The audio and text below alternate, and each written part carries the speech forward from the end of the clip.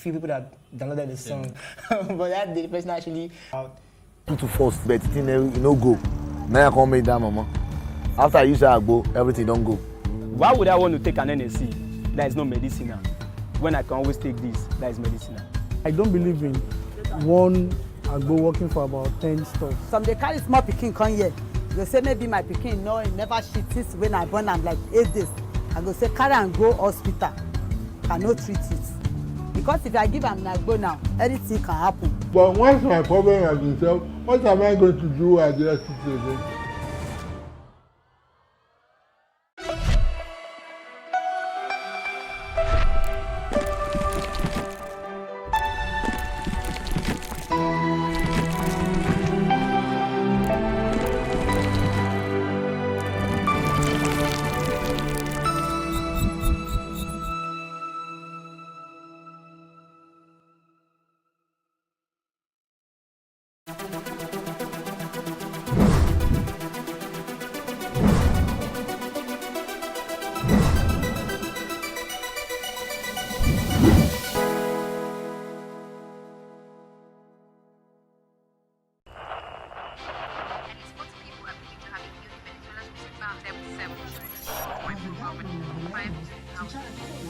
Politics has helped shape the decision of the polity, from conspiracy theories to good old-fashioned comic politics. These are the results of tomorrow's election. Okay, you have it already, have you? I think we've done very well in the very difficult circumstances in which we took over governance. Plus, politics will fill the polls of the country, from friends to frenemies, even strange bedfellows, to clones and stooges. We go beyond the rhetorics and the drama to analyze the story behind the story. Let anybody come and say! The perception in itself does more harm than actual corruption that you have. Plus politics, not just another political show. It's about putting you, the citizens, in the know.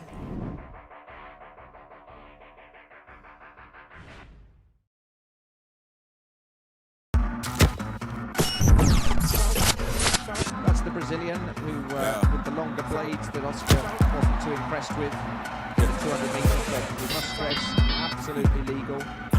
Sounds of the surf. Yeah. Now that he's a hater, I don't want no bad energy. Man get used by radar, can't see my enemy.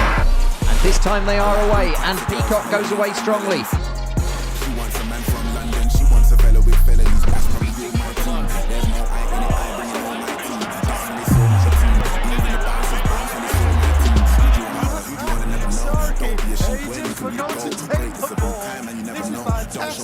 This is absolutely marvelous.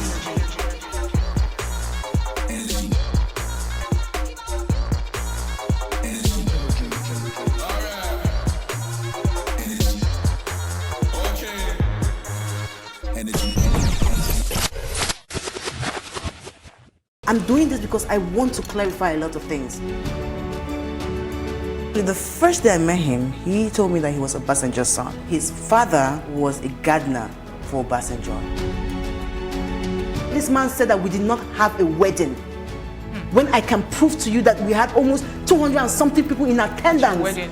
But it's okay, Churchill. We didn't have a wedding because you didn't contribute to the wedding. What were the qualities that attracted you to him? The only quality I saw were all the lies. The house that I lived with this guy was a rented apartment. These are conversations between I and the agent. Domestic violence was something that was real, was always there in my relationship. He never told me he did Yahoo.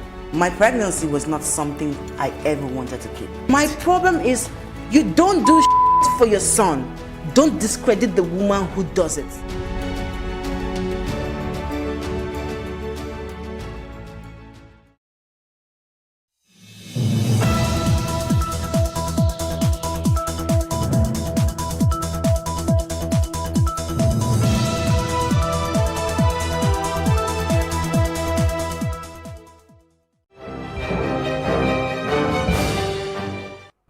My country people, I thank you where you take join us on News on the Hour for Plus TV Africa.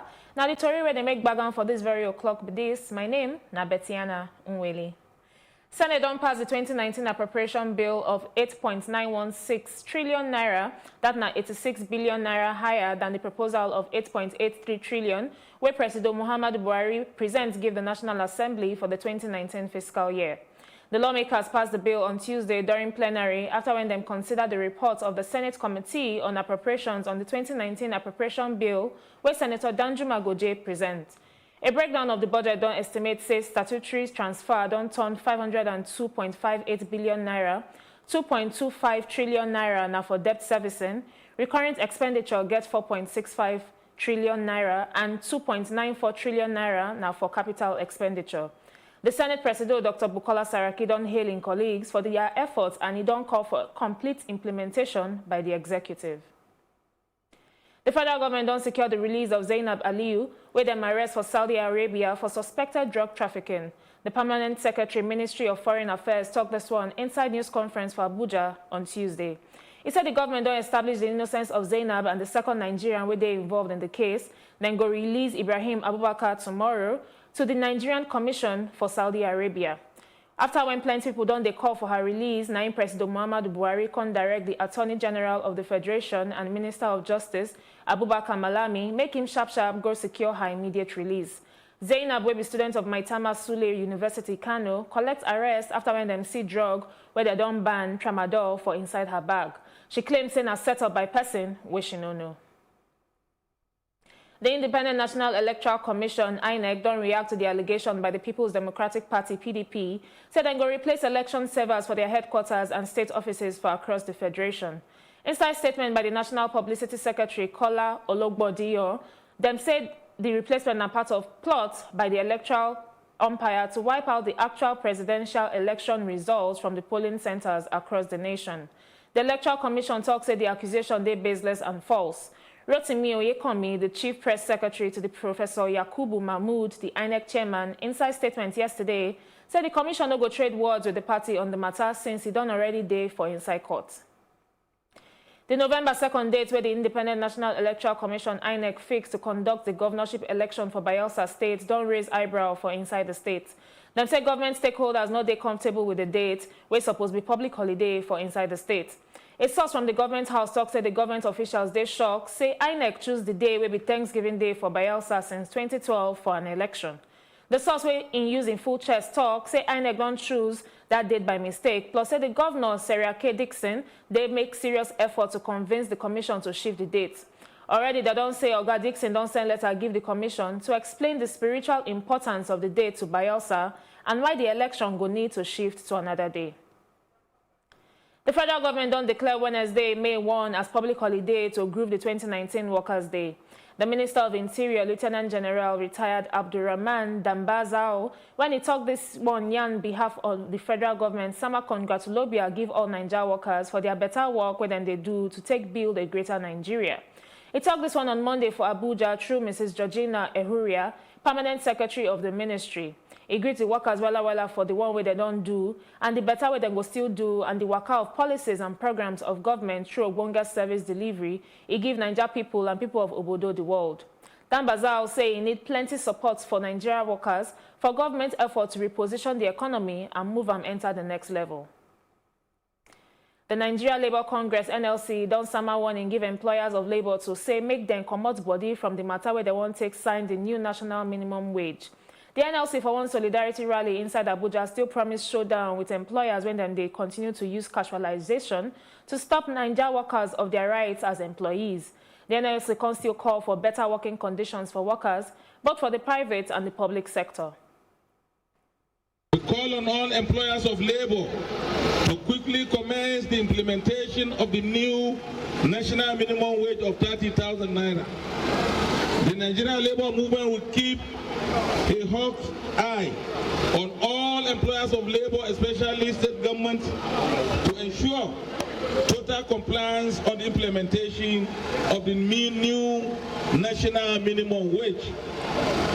In similar vein, organized labor will continue to step up campaign to ensure that our workplace are rid of anti-workers policies and practice. In line with the theme of this year May Day, we'll be squaring up against unemployers of labor who deploy casualization, outsourcing, and anti-unionization policies to dehumanize workers and rob them of their voice and rights. We will dare you, we will win you. The May Day, we call on all workers, even those who are holed up behind the offices now, to come out and celebrate the workers' achievements and also canvass for policies going forward that will benefit workers. The Special Presidential Investigation Panel for the Recovery of Public Property, SPIP, said they don't recover over 40 million naira for the federal government from one of the commercial banks for the country. Them talk this one inside statement signed by the panel head, Media and Communication, Lucian Laha, on Tuesday for Inside Abuja. They no agree mention the name of the bank in question in order to prevent panic by their customers. The Northeast Zonal Head of Operations of the Economic and Financial Crimes Commission, EFCC, Michael Wetkas, talked that the Commission don't adopt new and modern strategies for their fight against corruption in order to overcome advanced ways where people they take engage in corrupt practices. Inside press conference for the Gombe Zonal Office, we cover Gombe, Bauchi, Taraba, and Adamawa states on their activities for the first quarter of the year. The Zonal Head of Operations will bring out new and trending ways of corrupt activities. Talk said the Commission don't secure 41 convictions from corruption-related cases as at April 29. It talks said the Commission don't recover in cash and draft over 55.6 million naira, with property value at 18,800,000 naira and 2 cars where them never value. It can advise make Nigerians they very careful and make them shine their eye because of the way innocent people they fall victim of fraud. They don't kidnap the Deputy Registrar for Administration of Taraba State University, Jalingo, Sanusi Saad, then kidnap Sanusi will be the Information and Protocol Officer of the university on Tuesday morning for residence inside the university quarters. The chairman of the Academic Staff Union of Universities, ASU, Taraba State University Chapter, Samuel Shika, talks said the kidnappers invade the quarters through the section of the university where no get fence. Members of ASU for the institution don't they holler over the unfenced section of the university, and currently then they on strike over the insecurity with the fence they cause. Boko Haram fighters don't kill 21 people when them storm a village for northeastern Nigeria come out fire on Tuesday. The militants show for inside 4 trucks with gunmen on motorcycle as them bus enter the village of Kuda for Adamawa State late on Monday afternoon. They shoot anyhow for inside air. Villagers run commodes but then return on Tuesday to bury the dead body where litter their homes where don't wreck due to fire. The village of Kuda, they from Madagali district of Adamawa State, some 285 kilometers north of the state capital, Yola. The National Emergency Management Agency, NEMA, don't reveal saying that almost 2.5 million people they displaced by floods for 2018. NEMA Director of Research and Rescue, Air Commodore Akube Iyamu, talked this one for Abuja at a technical workshop on disaster management. He said NIMET and NISA, 2018 seasonal rainfall prediction don't help NEMA prepare well for the floods. Air Commodore Iyamu don't urge response agencies to work together as interagency collaboration will help reduce the effects of flooding and other national disasters for inside the country. The flood affected 129 local government areas, over 2,321,592 people with 199 deaths. In the final outcome, 4,107 people were injured, while over 600,000 were displaced. The damage also affected over 100,190 houses and 382,368 agricultural croplands. It will be recalled that water, sanitation, and hygiene became a huge challenge among the affected community. The lesson of 2018 encouraged NEMA to collaborate with relevant stakeholders in this meeting and come up with risk and implication of this year's seasonal rainfall prediction. As a way of emplacing global best practices in disaster management, NEMA is embracing a new paradigm in disaster risk reduction. Consequently, the agency will collaborate with stakeholders to review the national contingency plan to align the agency's effort with the world view on disaster management, with the aim to save lives from preventable causes. Now time for us to go a small break. When we come back, plenty stories still there for On Top Table.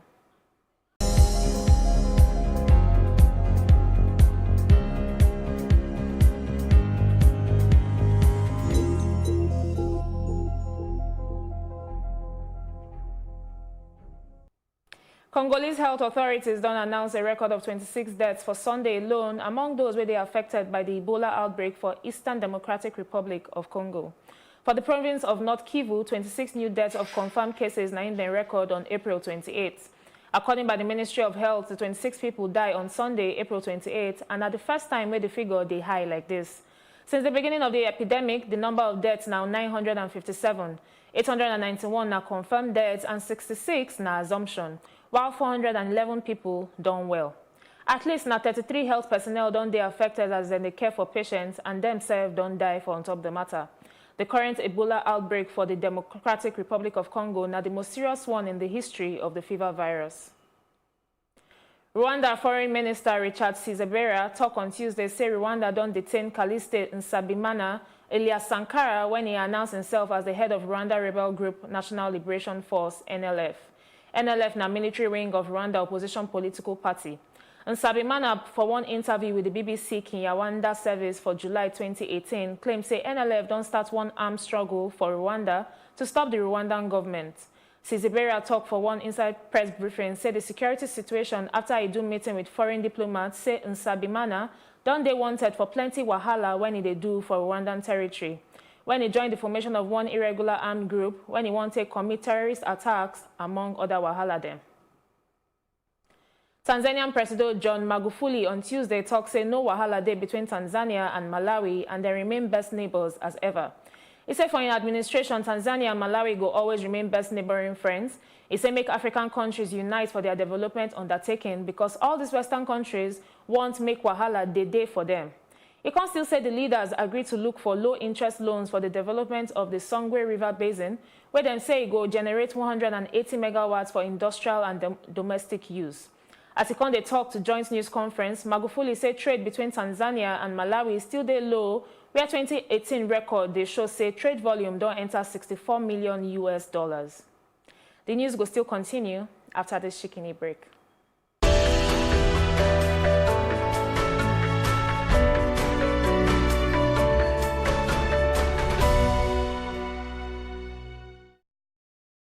Venezuelan opposition leader Juan Guaido talk on Tuesday, April 30, say he don't start the final phase of his plan to come out President Nicolas Maduro, and I saw a call on Venezuelans and the military to back him so that they go fit end Maduro matter. Guaido they talk for the company of men where then they wear military uniform and opposition politician Leopoldo Lopez when he dey under house arrest for one video where them post for Twitter accounts. Guaido said the armed forces remain firm for defense of the national constitution and legitimate authorities, and all military units across Venezuela report normality for their barracks and base them. The government don't dismiss any suggestions of the military palaver. Guaido, the leader of the Venezuela opposition, controlled the National Assembly for January. He torchlighted the constitution to assume one interim presidency when he argue say Maduro re-election for 2018 no make sense at all. Ukraine's Central Election Commission on Tuesday, April 30, don't bring the final results of the presidential poll, where they confirm say now one comedian when he not get political experience, now he win the country presidential election by landslide. Volodymyr Zelensky win na bitter blow for incumbent Petro Poroshenko, and he come present one riddle for investors. The West and Russia don't they wonder what they go take for everything for relation with Moscow to the domestic banking sector. The Central Election Commission say with 100% of votes where them count, Zelensky don't win 73% of the vote, with Poroshenko when he win just 25%. Them carry before Italian Prime Minister Silvio Berlusconi go hospital with severe kidney pain for the San Raffaele Hospital for Milan on Tuesday, April 30. In political party Forza Italia, talk say complaint of renal colic when it be severe pain when kidney stones they cause, now the man gets. The party said the 82-year-old, they plan to resume in campaign quick for European Parliament next month, and they don't hide Berlusconi health matters since, even when he undergo open heart surgery for 2016. But he never agreed say he won't retire from politics, and he stand as candidates for the May 26 European elections. Coming up next, now Atori for Inside Business.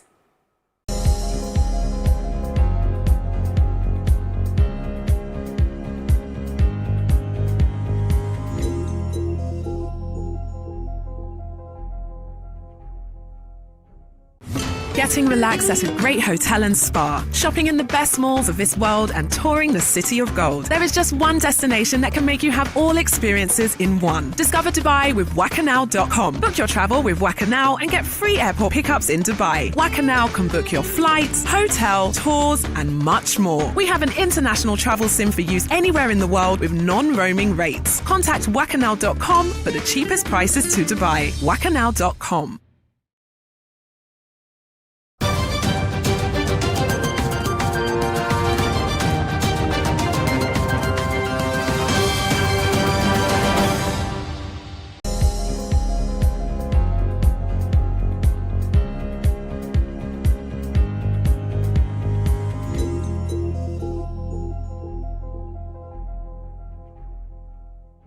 I'm doing this because I want to clarify a lot of things. The first day I met him, he told me that he was Obasanjo's son. His father was a gardener for Obasanjo. This man said that we did not have a wedding. When I can prove to you that we had almost 200 and something people in attendance. Wedding. But it's okay, Churchill. We didn't have a wedding because you didn't contribute to the wedding. What were the qualities that attracted you to him? The only quality I saw were all the lies. The house that I lived with this guy was a rented apartment. These are conversations between I and the agent. Domestic violence was something that was real, was always there in my relationship. He never told me he did Yahoo. My pregnancy was not something I ever wanted to keep. My problem is, you don't do for your son. Don't discredit the woman who does it.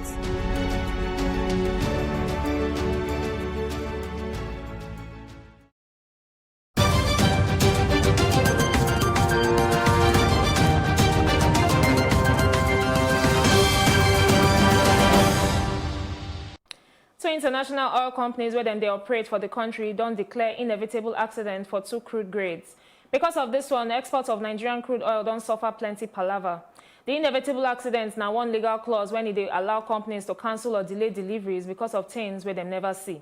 Shell Petroleum Development Company of Nigeria Limited, for one statement on Monday, said they don't declare inevitable accidents for Bonny Light starting from 12 noon on April 25, 2019. According by the oil major, the declaration of inevitable accidents will follow the shutdown of the Nembe Creek trunk line for April 21, 2019. An operator of the NCTL, ITO Eastern Exploration and Production Company Limited. ITO declared inevitable accident last week on top the NCTL because of the fire when it happened. According by Reuters, Amenam, when the total major oil producer, put hand join. Them say both grades of crude, daylight and sweet, and it better for petrol production. Oil prices on Tuesday don't reverse earlier loss after Saudi Arabia said they fit carry matter of crude deal between producers to withhold output go June to cover oil for 2019. This now according by Reuters. Brent crude futures now $70.25 per barrel, and them get up to 21 cents from their last close. U.S. West Texas Intermediate crude future now for $63.67 per barrel, up 17 cents from their before settlement. Prices don't come under downward pressure earlier for Tuesday after data for China factory activity weigh for financial markets. Still ahead for Plus TV Africa News, now a roundup for Inside Entertainment and Sports Story. Where they come back.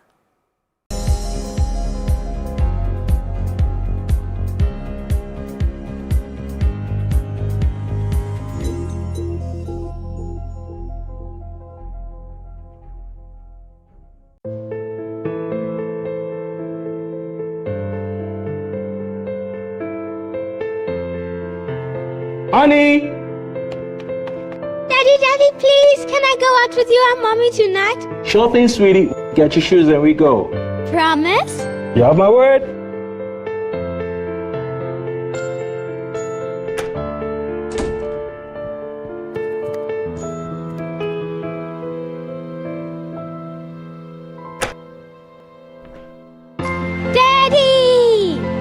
You know I wouldn't leave without you, my princess. There's nothing more important than a promise. We are Fidelity. We keep our word.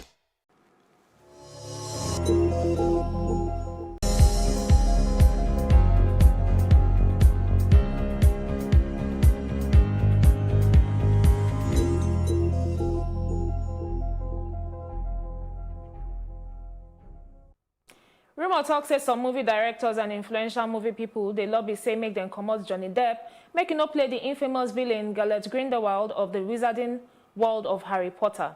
This boycott showed the point, say Depp still they very much deep-rooted for the matter when it concerned the accusation of how he take abusing girlfriend and actress Amber Heard. But the writer of the film Fantastic Beasts, J.K. Rowling, and other few power moguls don't say them they support Johnny Depp, make him remain as character within the franchise. This one shows that Depp still get chance even when they don't release the premiere date, but then fit still go meet him for the movie contract. That now waiting we get on top entertainment. Coming up next, now the best for Inside Sports Story.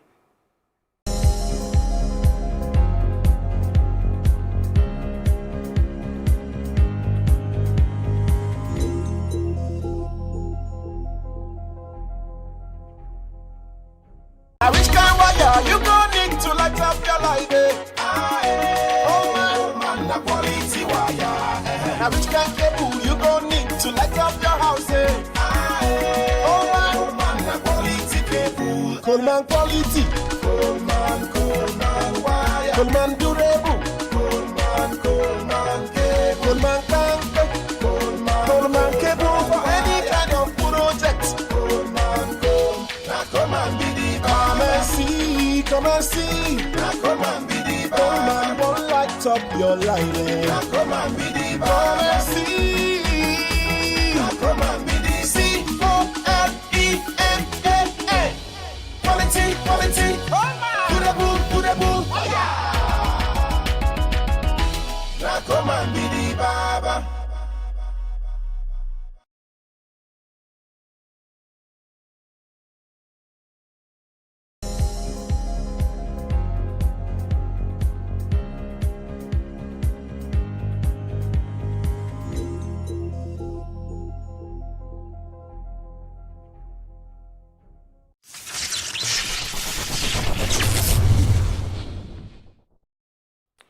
Gareth Bale agent Jonathan Barnett don't come out talk said the Welshman they 100% committed to the Real Madrid despite Zinedine Zidane, where they question Bale focus for the club.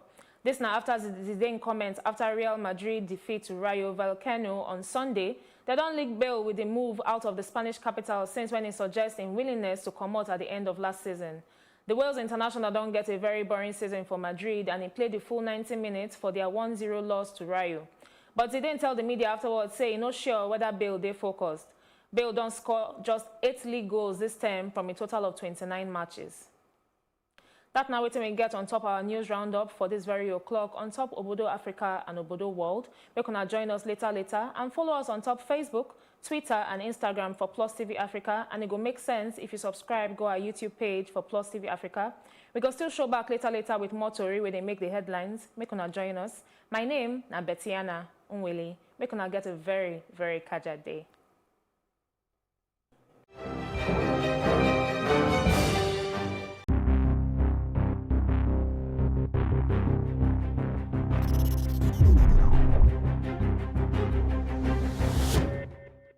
I'm doing this because I want to clarify a lot of things. The first day I met him, he told me that he was a Obasanjo's son. His father was a gardener for Obasanjo. This man said that we did not have a wedding. When I can prove to you that we had almost 200 and something people in attendance. Wedding. But it's okay, Churchill. We didn't have a wedding because you didn't contribute to the wedding. What were the qualities that attracted you to him? The only quality I saw were all the lies. The house that I lived with this guy was a rented apartment. These are conversations between I and the agent. Domestic violence was something that was real, was always there in my relationship. He never told me he did Yahoo. My pregnancy was not something I ever wanted to keep. My problem is you don't do for your son. Don't discredit the woman who does it.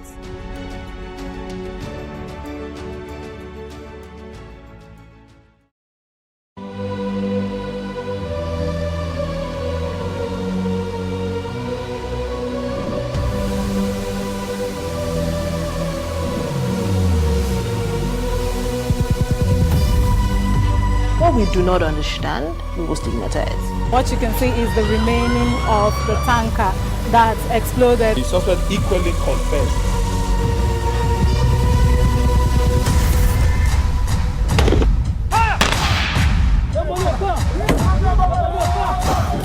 And 500 naira they collect them. If you no talk, then go beat you. Now 2,500 and they pay.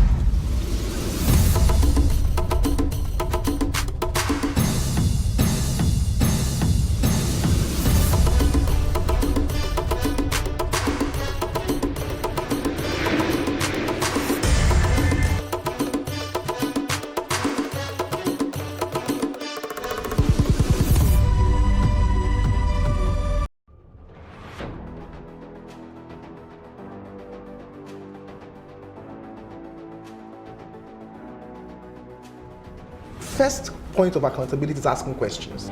Hello and welcome to Plus Sports and Plus TV Africa. I am Udoka Njoko. Hi everyone, welcome to Plus Training.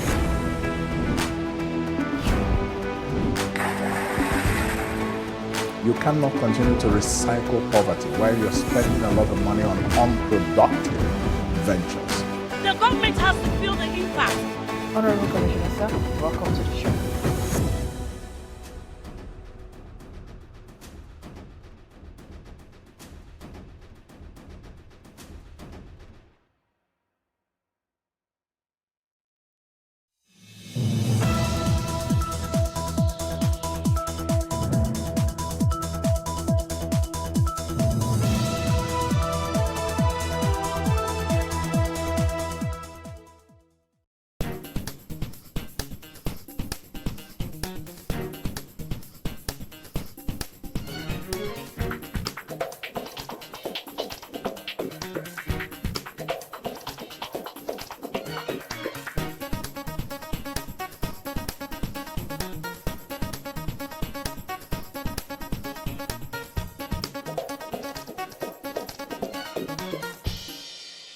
Again on the show where we feature individuals with compelling stories. Stories you will consider not the regular, not the usual, not also the normal day-to-day life stories.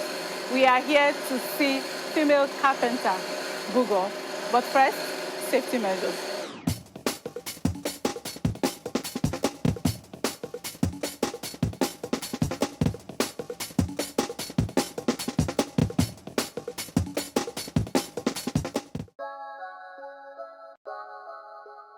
My dad is an architect, so I've been around this. He loves carpentry. Like, he's always, since when I was small, I can remember him making stuff.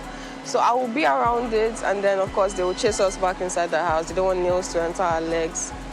And he was more interested in the boys coming in, but that never happened. I have 3 brothers, and none of them are interested at all. Yeah, so he was more interested in that, but that didn't work out. My mom was very adamant about we had to go to school, we had to finish school, we had to go to college, we had to finish college. So I went to medical school, I finished very well. I graduated and married from Lutz. Yeah, so. And then after, I said I wanted to come into this. And of course, they were not so keen on it. But, you know, like, you have to come and prove your worth. And people think I just manage, which is not the case. As you can see, I am creative. If you do not know how to do it, you cannot tell them what to do.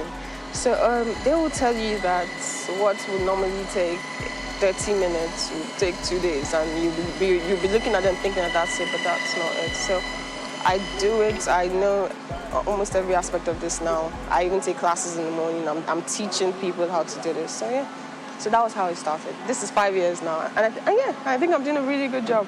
I still do consultations sometimes with some of my colleagues, but apart from that, this is what I do. This is what I enjoy doing. You see, look at me, I'm fit. Like, it keeps me fit, so I'm happy about that. But stereotypes. When I started, it was very hard.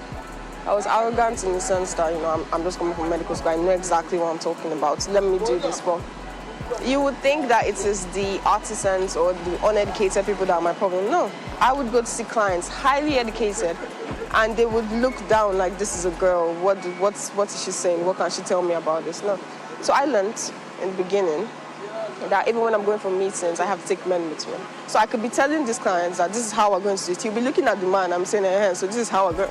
I didn't mind as far as I was getting the money, right? That's the most important thing. But with time, your work tends to speak for you.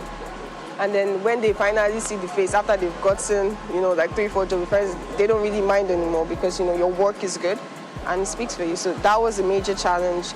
I lost half my staff at least when I started because nobody wants to take commands from her. There's a difference between an older woman with kids and they are saying, my friend, do that, but when you're young and you're saying, my friends, do that, and these are people that are not used to it, so it's our culture. Yeah, so I lost them. I said, it's either you do exactly what I say, you get out. And yeah, I actually lost. So we started rebuilding after that. And since then, I've had great workers. I have, you have some bad ones, but then, filter. So that was another challenge, getting good staff.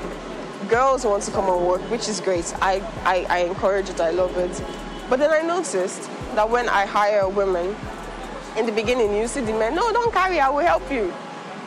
No, I'm not paying her for you to help her. But after a while, of course, you saw some women there. So after a while, they started doing it by themselves. So I encourage women to come. I love when I see women doing these things.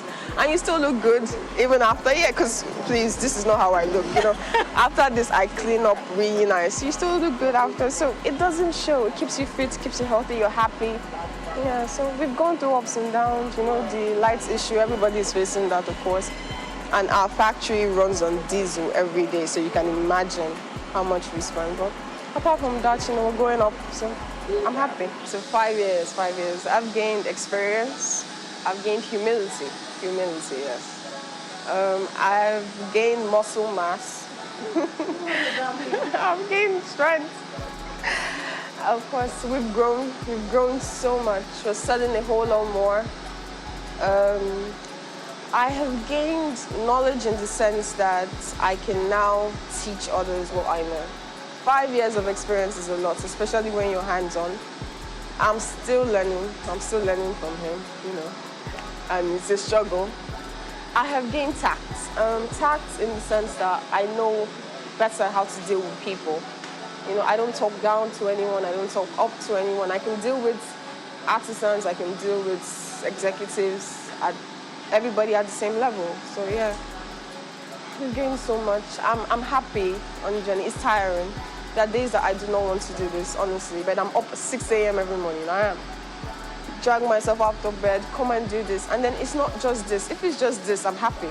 Because this, I can do it, and I'm listening to music, I'm there. But then you have to deal with the managerial aspect. You have to deal with human beings. You have to deal with clients. And I love my clients, but some clients are very difficult. You have to deal with Lagos State, tax. So yeah, when you deal with all this, you have to try not to get hardened. Because that is the next thing, especially as a woman. You get so hard, you're angry, you're coming to work, you're like, but you have to still maintain your femininity. You have to be happy. You have to find happiness even in what you're doing. You have to come and start joking with your workers, even when they've got you so upset, you do. So yeah, I've gained all this. I'm still learning, don't get me wrong. There are some days I still come out angry, but I won't trade this for anything else. At first, it was hard. It was hard to balance both. It was very hard because I found this hard to just detach from work and focus on either relaxing or hanging out with friends, or I enjoy reading a lot, like reading books. So then I was focused on building, and the process of building, especially when you're just starting, is always very taxing. So I could break down for like a week and I would still be working, I'll be sick. My temperature would be, it was bad. But I'll still be working because I felt, this is what everybody should do in order for them to, succeed in life. So yes. But then I had good friends. My family is amazing. We fight, yes, as all families do, but they're amazing people. Like they would force you to relax. My sister used to seize my phone because, I'm on my phone thinking, how are we selling on Konga really well? She would seize my phone. She would be like, no. They will hide my phones from me. My friends would come, force me to take a shower, force me to dress up and go out. And then they would hold my phones because I had to, just be in the moment, have good conversation and relax. And, you know, at that point, I thought I was wasting my time. I'm like, why am I here? I'm not making money doing this. I'm not growing doing this. Why am I here? But then I noticed when you go through that process of relaxation, when you come back to work, like you are 100 times more productive. You are freer, you're calmer, you can think clearer. It was, so yeah, I try to balance it now. So in the beginning it was hard, but now I take like 2 trips every year, by God's grace, you know. So by God's grace, so like I take like 2 trips. And on the trips, I am fully off work. I don't care if something has grown here. When I come back, we'll deal with it.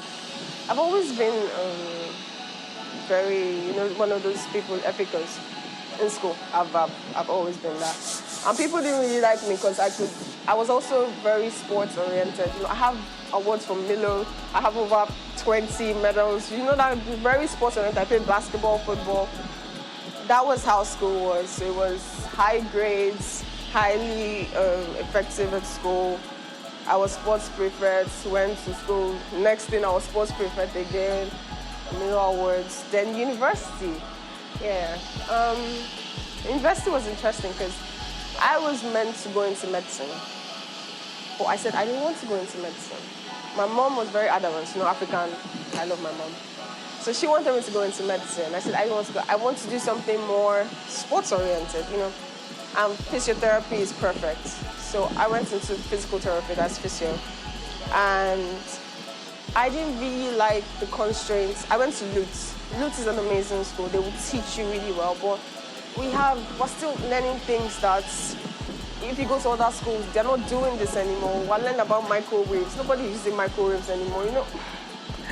I get passionate when I think of it. So yeah, so I went through school. I had alterations with my lecturers, you know, because I was smart. If I was stupid, it would have been better. But I was smart, so I could tell you, no, what I read was wrong. I'm the kind of person that will argue with you in class, and nobody likes that. And now I'm smart enough to know I should not have done that. Yeah, so school was fun. I used to go for parties. I had a very balanced life at school, I did. And then projects, graduation. Yeah, so I graduated with merit. That was top 3 in my class, which was top 3 in my set, which was really good. And then what else? Yeah, then I went for youth service. Everybody was surprised I stayed the 3 weeks, the 3 weeks orientation camp. Yeah, because they always just believed I was soft, so I would just escape, you know, that kind of thing, but no. So I stayed 3 weeks, it was fun. I had fun with everybody. And then after that was my practice, after my practice this. So after 6 years of physical therapy, medicine, yeah, and I decided to quit. I didn't quit, no, I didn't decide to quit. I didn't quit, but yeah, I practiced for a year. So after that, so that's 7 years, 7 whole years of my life. Yeah, so I practiced and I did 7 years. And then I decided to come into this. My mother was against it. She was fully against it. She said, no, you should practice. I already had 3 offers. 3 offers, all government hospitals, really good places. And she was like, I should just get the job. I should just do it. But I couldn't see myself doing that. I really couldn't. I couldn't see myself going to work and then doing the same thing I was complaining about, seeing 30 patients a day and not helping. And I was interested in this because you can come here in the night. It's quiet, it's beautiful. You're listening to music. I'm playing like old school. I'm very old school. So you're playing like old school jams. This is something like Michael Bolton. And then you're making things that people will use for 10, 20 years of their life. I enjoyed it so much because, you know, like the first thing I made and I sold it, I was so happy. It's like, oh, I created this thing and then someone is going to use it and enjoy it. So I was so happy. And after that, I knew I couldn't go back. I just couldn't. I came here, I started doing this. And then my father is, you know, he's of the older generation. So they didn't understand social media. They didn't understand that nobody goes to stores anymore. So, of course, it was me. And then my brother came into this, that is Olisa. He came in and we started setting up social media. We started setting up Congra. So we were selling, you know, consistently. And then they were so excited. Like, oh, okay. Okay, maybe you guys can come in now. Like, okay, like, you know. Yeah, so we were selling and then we came in. and we are doing really well. So yeah. So even though my mother was against it, now that she sees, she's like, yeah, Google, so how is everything's good? I said, no, didn't you just travel? Everything is going fine. Yeah, so yeah, and we're growing and we're getting better. And please, I am a Christian, so you know, I'm very adamant about that. Christianity has taught me so much, not in the sense of religion, in the sense of getting closer to God. So every time even before this, I pray. I want to say the right things, not just for me to look good, but for me to help somebody or touch somebody out there. So I'm very adamant about praying before meetings. You know, I could just be walking and I'll be talking to myself and I'm speaking in tongues. So yeah. Okay. So this was one of the first things I made. This is, of course, this is not the original one, but yeah. So this is the Jella series. We name all our products. Yeah, like we named them, you know, Jella, Montag, whatever name. So this is the Jella series. I was so excited because it was very simple. We sell this for 7,000. So it's cheap. Okay, or you know, pretty affordable, yeah. So we've sold over 100 of this. So just imagine you made this and you sold over 100. I was really happy. I even made like a video on how normal people could make it, and everybody was so excited. Like, oh, okay, I'll try it. Of course, I'm sure most people didn't try it, but I'm happy they rather buy from us. Yeah, so yes, I was excited about this. This was good because we're trying to make our furniture more affordable. We tell people that, oh, our furniture lasts 20, 30 years. Most people in our generation are not interested in that. They want something that they will change every 5 years. So this will still last 20, 30 years, and it was still very affordable. So I was really happy about this. So this is my first one. You follow your passion. If you have because a lot of people nowadays, a lot of young people study to please their parents. They study courses to please their parents. They study courses that are popular. But when you find what gives you joy, follow it. I have a son who is into baking and he's studying engineering. So it's normally a conflict. Normally, I would have said, let him leave his engineering and concentrate fully on baking. But as I said, passion is not gender-based. I won't say I wish you were a boy, but I'm happy. I'm very happy. It gives me joy. Just looking back, seeing her handle things, doing things, some things I cannot even do. Okay, so I'm a carpenter, and I love it. Okay.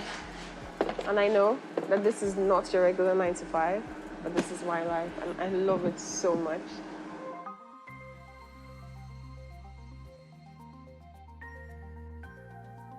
And still here on the show, we bring you the story of Omozo Ehige, who left the world of banking, safe and secured job for what she learned how to do as a child and grew into as second nature, hairstyling precisely. Today, with her other sisters, Au Naturals is born.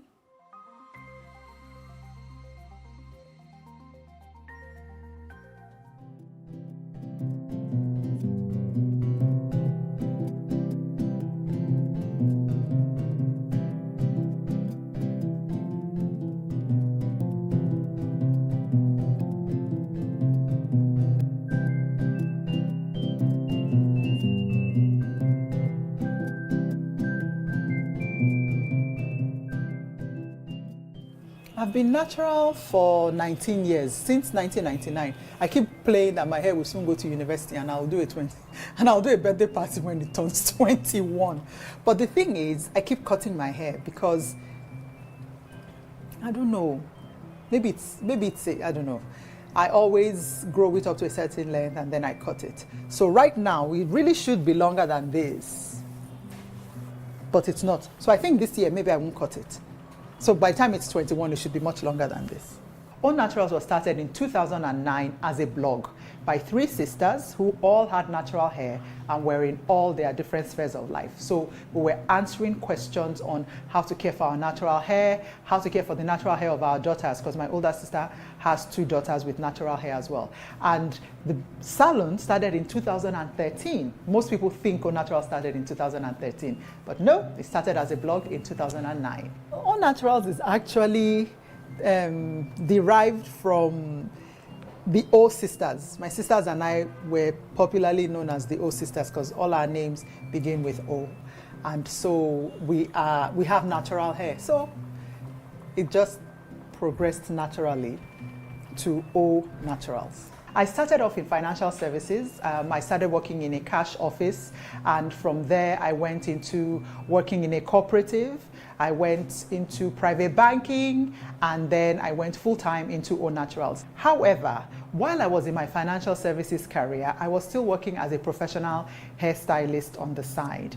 And in 2009, I now went into professional hairstyling of natural hair. At the time, natural hair wasn't a big deal. There weren't many schools teaching stylists how to care for natural hair. And a lot has changed now. So I was in banking, I was in financial services for about 18 years before I transitioned fully to working with O Naturals. So I left the financial services industry in 2015, January 2015, and have been working with O Naturals since then. And I left after 18 years because it was time.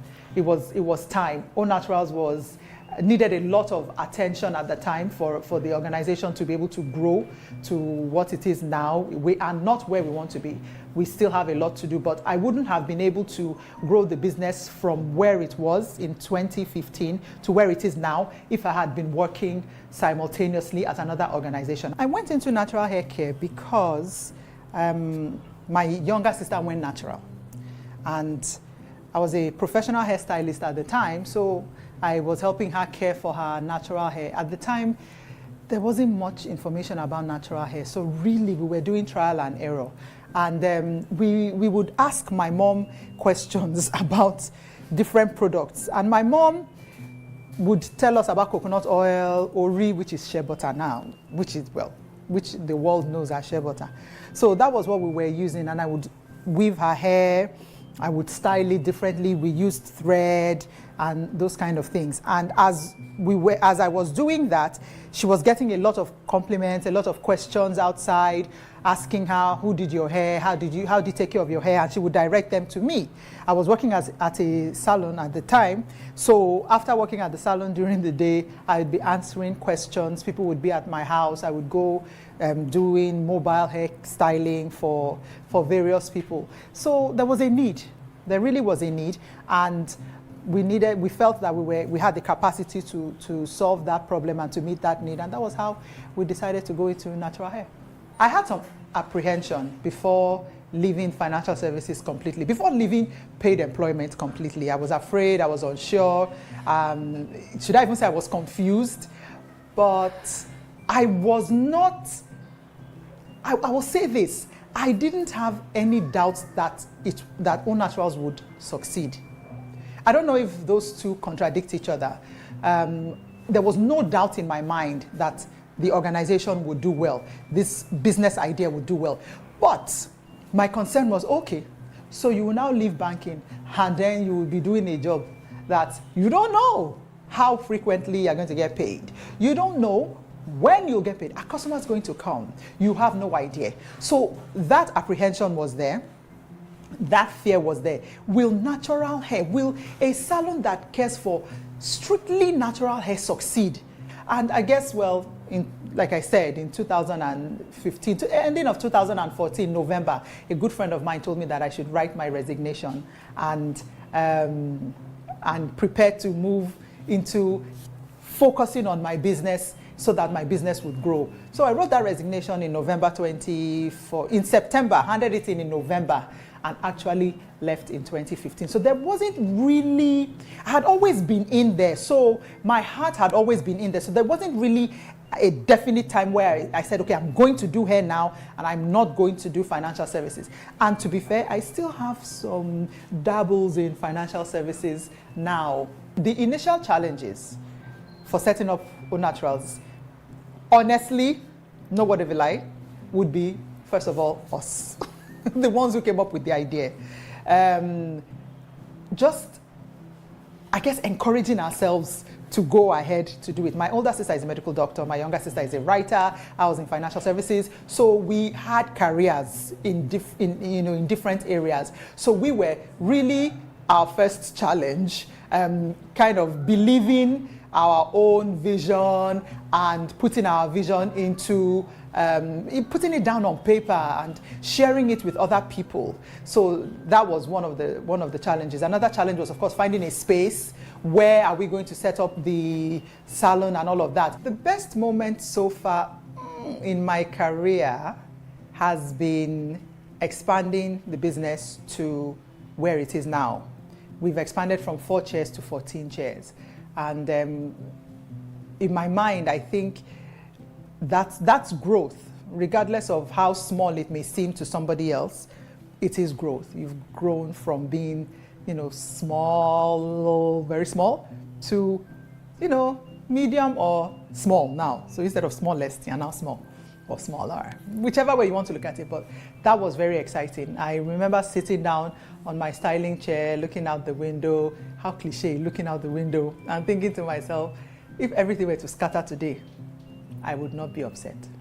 My favorite part of running Au Naturals is creating styles and interacting with my staff and customers. I can shout at my staff.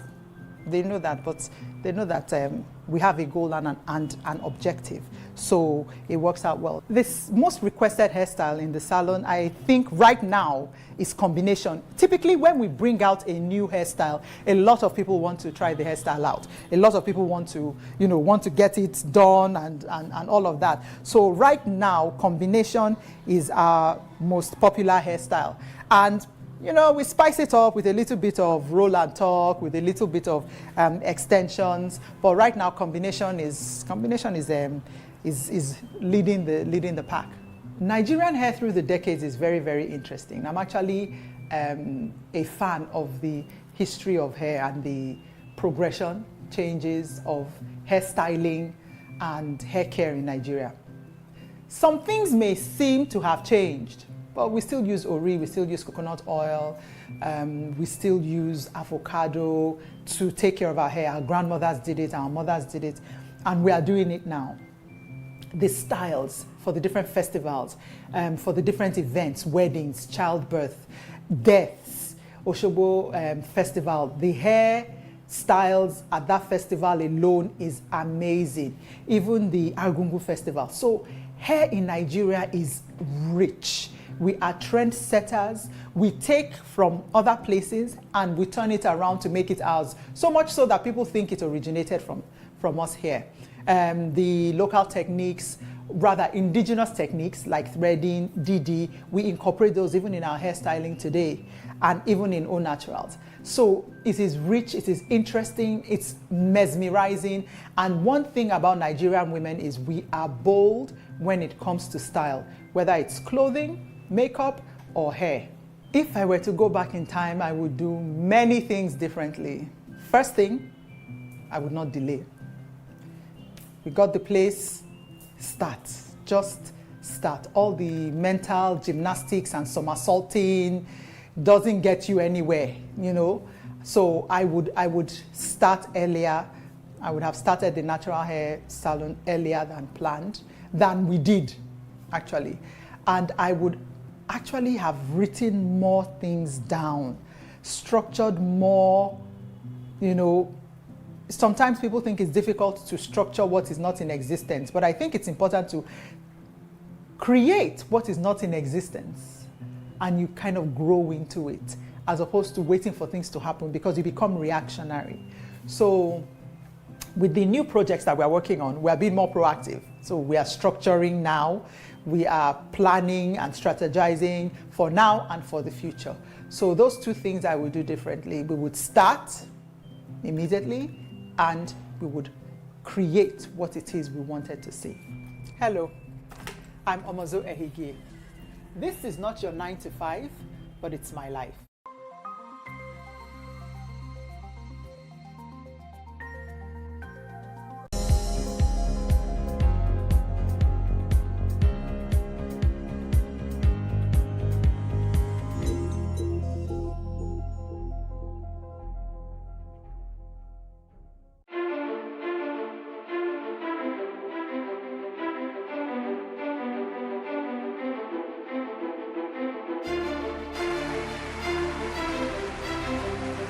This madam has been directed to empower 1,000 persons with disabilities in each state in the next 12 months. When I start hearing the shoot of gun.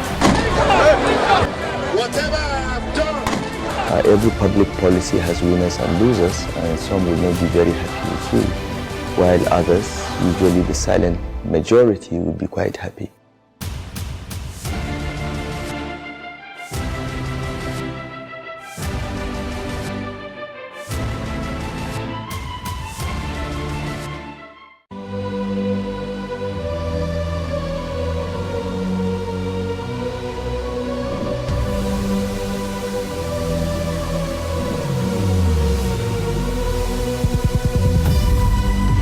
What we do not understand, we will stigmatize.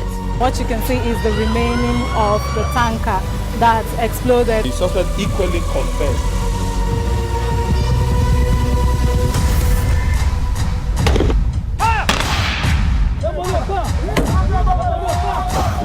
A 500 naira they collect am. If you no talk, then go beat you. Now 2,500 they pay.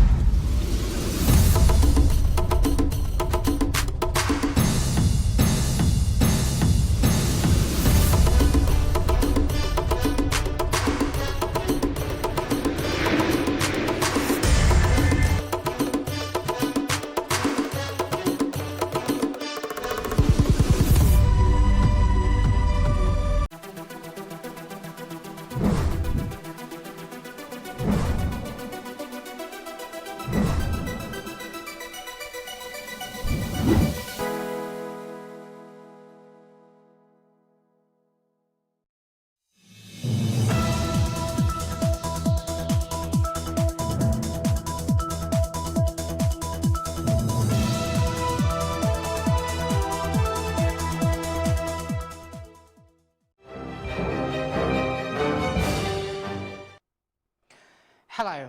Thank you for joining us on News on the Hour on Plus TV Africa. My name is Felicity Ezewike. Here are some of the stories making the headlines. The Senate has passed the 2019 appropriation bill of 8.916 trillion naira. This is 86 billion naira higher than the proposal of 8.83 trillion naira presented by President Muhammadu Buhari to the National Assembly for the 2019 fiscal year. The lawmakers passed the bill during Tuesday's plenary after considering the report of the Senate Committee on Appropriations on the 2019 appropriation bill presented by Senator Danjuma Goje. A breakdown of the budget estimate reveals that statutory transfer is 502.58 billion naira, 2.25 trillion naira is for debt servicing, recurrent expenditure gets 4.65 trillion naira, and 2.94 trillion naira is earmarked for capital expenditure. In his remarks, the Senate President, Bukola Saraki, commended his colleagues for the efforts that led to the passage of the bill and called for its complete implementation by the executive. The federal government has secured the release of Zainab Aliyu, who is arrested in Saudi Arabia for alleged drug trafficking. The Permanent Secretary, Ministry of Foreign Affairs, disclosed this at a news conference in Abuja on Tuesday. He said the government has been able to establish the innocence of Zainab, and a second Nigerian involved in the case, Ibrahim Abubakar, will be released tomorrow to the Nigerian mission in Saudi Arabia. There had been several calls for her to be released, with President Buhari directing the Attorney General of the Federation and Minister of Justice, Abubakar Malami, to swiftly intervene and secure her immediate release. Zainab, who is a student of Maitama Sule University, Kano, was arrested after a banned drug, tramadol, was found in her bag. She claimed it was planted in her luggage by unknown persons. The November 2nd date fixed by the Independent National Electoral Commission INEC to conduct the governorship election in Bayelsa State has raised dust in the state, it was learned on Tuesday. It was guarded that government stakeholders were not comfortable with the date, which is statutorily set aside as a public holiday in the state. A source from the government house said that government officials were shocked that INEC chose a date that had been dedicated since 2012 as a Thanksgiving Day in Bayelsa for an election. A source who spoke in confidence said INEC must have chosen the date unknowingly, adding that Governor Siriake Dixon was making serious efforts to convince the commission to shift the date. Already, he said, Dixon had sent a letter to the commission explaining the spiritual importance of the date to Bielsa and why the election should be rescheduled to another date. The Special Presidential Investigation Panel for the Recovery of Public Property says it has recovered over 40 million naira for the federal government from one of the commercial banks in the country. This was made known in a statement signed by the panel's head Media and Communication, Lucy Ann Laha, on Tuesday in Abuja. The panel said it refrained from mentioning the name of the bank in question in order to prevent panic by its customers. The statement stated that the recovery was made as a result of finding by a team of the panel's investigation into accounts of federal government agencies operated by commercial banks from 2009 to 2018. The Northeast Zonal Head of Operations of the Economic and Financial Crimes Commission, EFCC, Michael Wetcats, has said that the Commission is adopting new and modern strategies in its fight against corruption in order to overcome advanced ways people engage in corrupt practices. Addressing a press conference at the Gombe Zonal Office, which covers Gombe, Bauchi, Taraba and Adamawa states on its activities for the first quarter of the year, the Zonal Head of Operations, who reeled out new and trending ways of corrupt activities, said the Commission had secured 41 convictions from corruption-related cases as of April 29. He said the Commission was able to recover in cash and drafts over 55.6 million naira, with property valued at 18,800,000 naira and 2 cars that are yet to be valued. He, however, advised Nigerians to be very careful and vigilant following the advanced ways innocent people are being defrauded.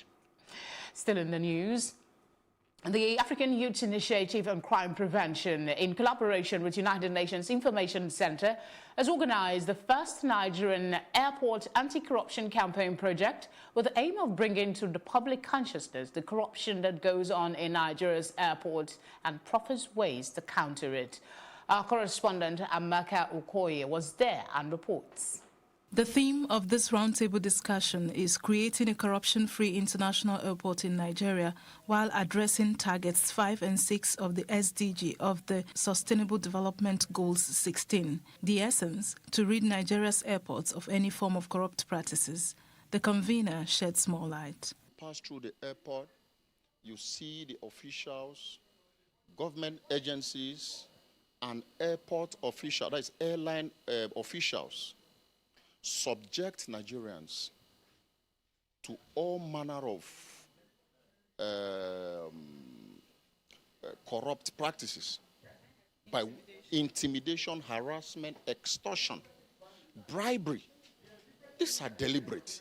Our airport needs to be sanitized. The international airports, especially Lagos, Abuja and Kano, has been identified as hotspots for corrupt practices, from bribery to coercion and more. You get to the airport, all manner of things happen. In some cases, they want to, extort money from you through intimidation, harassment, all manner of things. In some cases, they will just keep you in a place, hoping that at the time you are there for so long, you would have been frustrated. So many things. Weighing on the matter as a way forward, speakers at the event challenged Nigerians to always report cases of such to relevant authorities. I know for sure that you're a man of the uniform, and sometimes we get people are harassed, by men of the uniform in the airports or even in different places, but because the focus is on airports. Can you speak to us about that, when people are being harassed unnecessarily in the airports by maybe security officials or airport officials, all of those people who wear uniform? Yes, the issue of harassment, intimidation, or application of means of coercion at the airport is a well-known fact. But you see, passengers who know their onion, who know that they have nothing incriminating, within their luggages or in their persons, should not take such application of unnecessary authority, into cognizance. They should stand their grounds, with regards to, because such, as far as I'm concerned, such unnecessary application of authority with a view, to gaining a pecuniary advantage. So passengers should stand their grounds, and they should not fail to report any perceived cases of breach to the appropriate authority. The core objective of the event is to reduce incidences of corruption through open campaigns and sensitization such as this to have a saner, corrupt-free Nigeria. For Plus TV Africa, Amaka Okoye. The Deputy Registrar Administration of Taraba State University, Jalingo, Sanusi Said, has been kidnapped. Sanusi, who is also the Information and Protocol Officer of the university, was kidnapped on Tuesday morning at his residence inside the university quarters. Confirming the incident, the chairman of the Academic Staff Union of Universities, ASU Taraba State University Chapter, Samuel Shika, said the kidnappers invaded the quarters through the section of the university, which is unfenced. Members of ASU at the institution had earlier raised the alarm over the unfenced section of the university. They are currently on strike over alleged insecurity, which they said is occasioned by lack of perimeter fencing of the university. The Boko Haram fighters has killed 21 people when they stormed a village in northeastern Nigeria and set it on fire, residents said on Tuesday. The militants in 4 trucks and flanked by gunmen on motorbikes swept into the village of Kadu in Adamawa State late on Monday afternoon, firing as they came. Villagers fled the attack but returned on Tuesday to bury the dead left amid the charred wreckage of their homes, fires to buildings. A witness narrated that many villagers were terrified and were still hiding in surrounding bushes, and those who came back did so to give funeral to those killed. The village of Kuda lies in the Madagali district of Adamawa State, some 285 kilometers north of the state capital, Yola. The Nigerian Army has launched its internal-based information-sharing platform. The Chief of Army Staff, Lieutenant General Tukur Buratai, says the platform aims to migrate from the Army's current paper system to a more secure paperless system, which will ensure speed in communication among the Army various departments, units, and commands.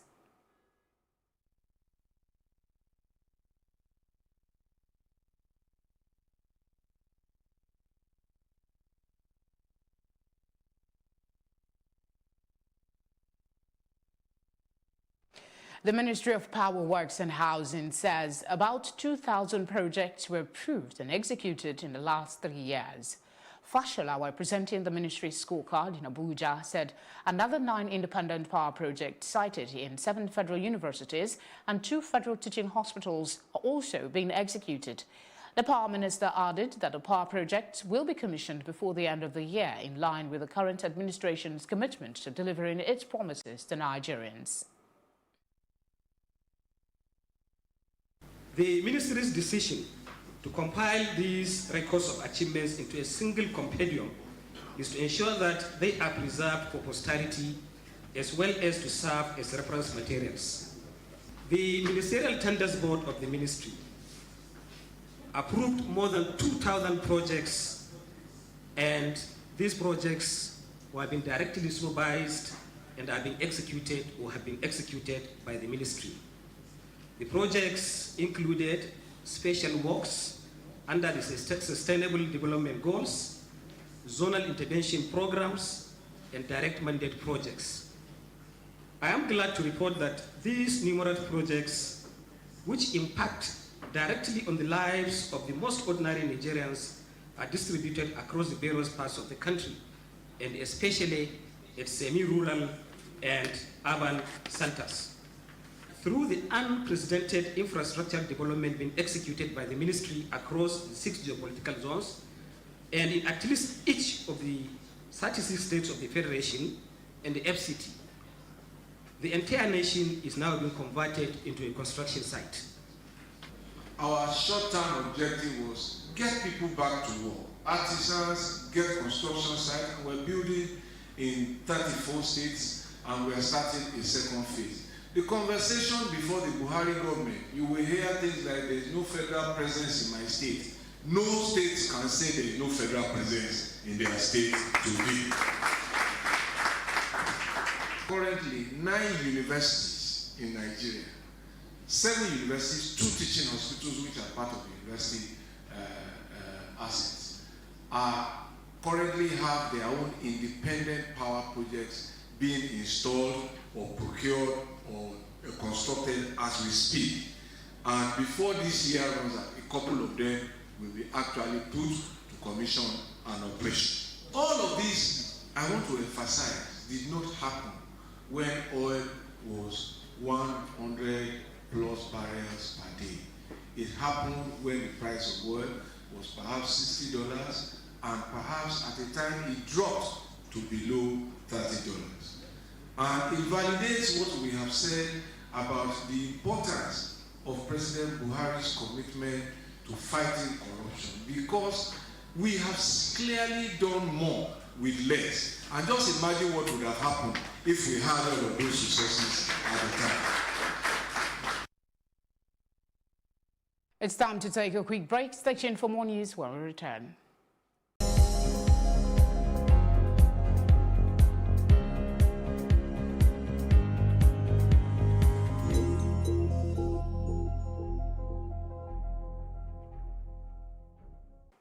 You're watching News on the Hour on Plus TV Africa. Congolese health authorities have announced a record 26 deaths for Sunday alone among those affected by the Ebola epidemic in Eastern Democratic Republic of Congo. In the province of North Kivu, 26 new deaths of confirmed cases were recorded on April 28, indicates the Ministry of Health in its daily bulletin on the epidemiological situation dated Monday. All 26 people died on Sunday, April 28, and this is the first time this figure has been reached at the Ministry of Health. Since the beginning of the epidemic in total, there were 957 deaths, 891 confirmed and 66 probable, and 411 people healed, says the ministry. According to this source, at least 33 health personnel infected during the care of patients among the deceased. The current Ebola outbreak in the Democratic Republic of Congo is the most serious in the history of the hemorrhagic fever virus. Rwanda has detained Chalista Nsebimana, alias Sankara, who announced himself as the head of Rwanda rebel group National Liberation Force, NLF. Rwanda Foreign Minister Richard Sisbera said on Tuesday. NLF is a military wing of a Rwandan opposition political party. Nsabimana, in an interview with the BBC in July 2018, claimed that NLF had started an armed struggle in Rwanda to oust the Rwandan government. Nsabimana has been wanted over several offences committed on the Rwandan territory, including the formation of an irregular armed group, incitement to commit terrorist acts, among other crimes, said Zibara at a press briefing on the security situation after meeting foreign diplomats. Tanzanian President John Magufuli on Tuesday made it clear that there was no hostility between Tanzania and Malawi, saying the two countries remained as best neighbors as ever. During my administration, Tanzania and Malawi will always remain best neighboring friends, Magufuli told a public rally broadcast live by state-owned Tanzania Broadcasting Corporation TBC in Southern Highlands district of Kila, on the shore of Lake Nyasa in Mbeya region. He said African countries should unite in their development undertakings, just as he lashed out at Western countries that were bent on ensuring that the continent was in shambles. In addition, he said in a statement that the leaders agreed to look for low-interest loans for the development of the Songwe River Basin, which was built to generate 180 megawatts for industrial and domestic use. Addressing a joint news conference, Magufuli said trade between Tanzania and Malawi was still low. 2018 records indicated a trade volume amounting to a paltry $64 million. The news continues after this short break. Stay with us.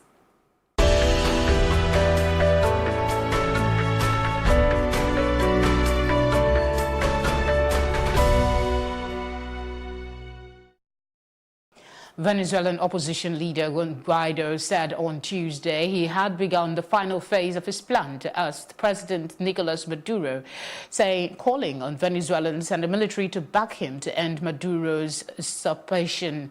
In a video posted on his Twitter account, Guaido was speaking in a company of men in military uniform and opposition politician Leopoldo Lopez, who is under house arrest.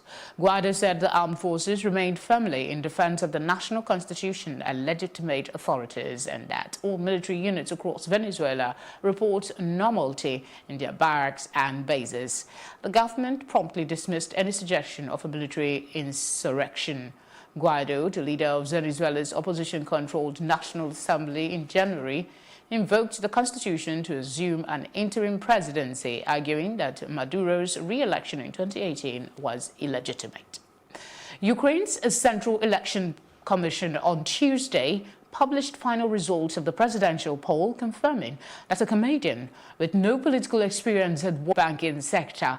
With 100% of votes counted, he had won 73% of the vote, with Poroshenko winning just under 25%, the Central Election Commission said. Former Italian Prime Minister Silvio Berlusconi was hospitalized with severe kidney pain at the hospital in Milan on Tuesday. His political party described his complaint as renal colic, a severe pain caused by kidney stones. The party said the 82-year-old plans to quickly resume campaigning for European Parliament elections due next month. Berlusconi has been dogged by health concerns in recent years, undergoing open-heart surgery in 2016, but he has never indicated he is ready to retire from politics and is standing as a candidate for the May 26 European elections. Up next is our business news.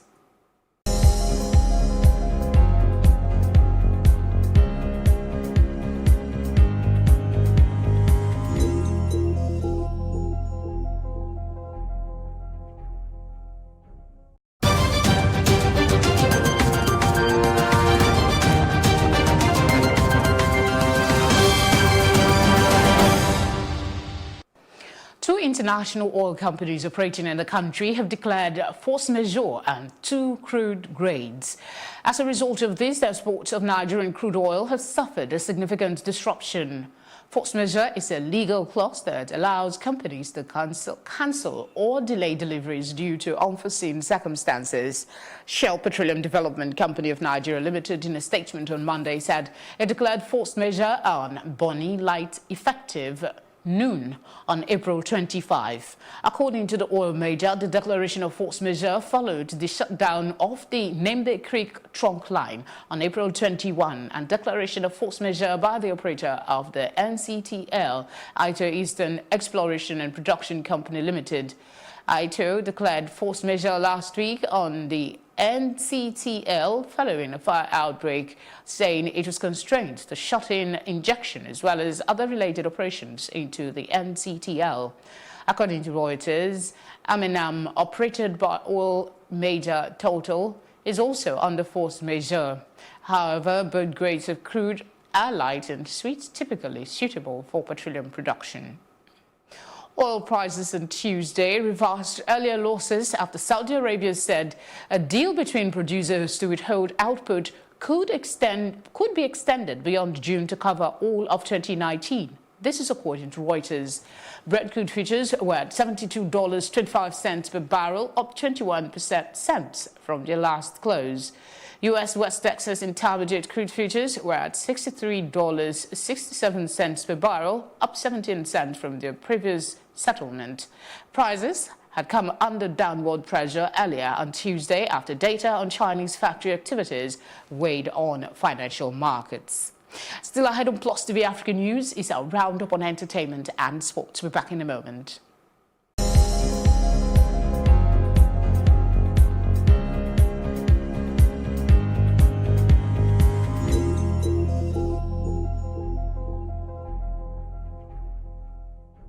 You want to know the coolest place in town? It's right here on your phone. Welcome to the Glow Cafe. Come on in. It's buzzing in the Zanga. In here, anything is possible. Check out the menu, and here are some of the hot items. Over here, you can buy credit, buy data, share data, borrow voice and data, give data. Amawobi, give it to him now, be kind. Then there is Glow Music Cafe. More than 2 million Nigerian and Africa Lampa. Glow has teamed up with the world's largest gaming catalog to bring you the Glow Game Cafe. And that's just the start. Check out the Glow Video Cafe. Countless clips, comedy and sports, direct to your device. And when you thought things couldn't get easier, there's personal account management and Glow customer care right at your fingertips. You can get everything at Glow. Simply text BUZZ to 105 to download the Glow Cafe app or go to your app store and search for Glow Cafe, the largest data network. Glow, grandmasters of data.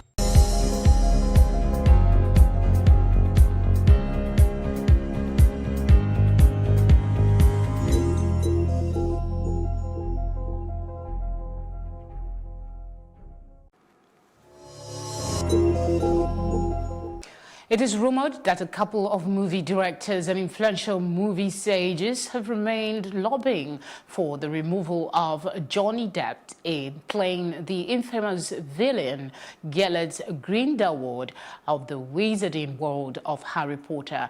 This boycott stems from the point that Depp is still very much deep-rooted in the matters concerning the accusation of alleged abuse of his spouse and actress Amber Heard. However, the writer of the film Fantastic Beasts, J.K. Rowling, amongst a few other power mogul, has stated support for Depp remaining a character within the franchise. This reveals there might still be a fighting chance for him, despite the fact that the premiere date has been released and is still yet to be approached for the renewal of the movie contract. That's it on entertainment. Sports is up next.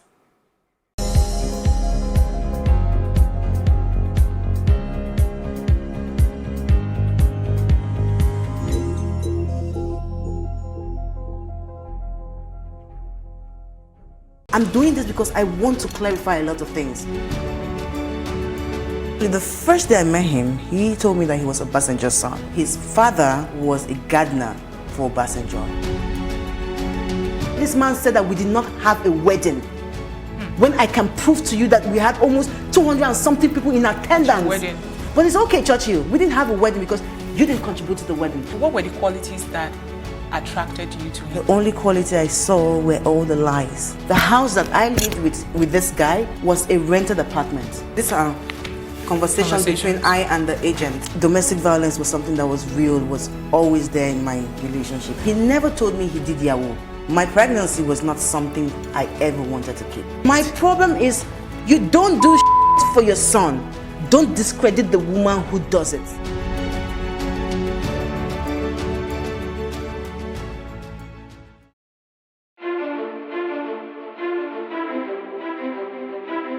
That is how we get looped into a cycle of insanity, repeating the same thing and expecting a different result. That cycle of failure is unsustainable and it has to end now. Perfection Train is back. They take us to the bush and start asking us to call our people to send money. What can be done as an intervention for them right now to stop abuse of all children?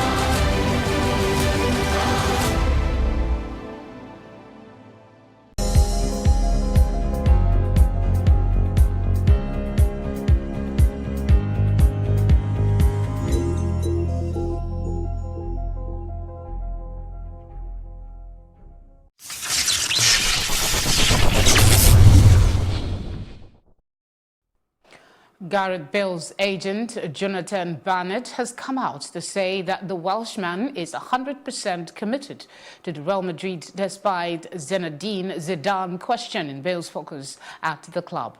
This comes after Zidane's comments following Real's defeat to Rayo Vallecano on Sunday.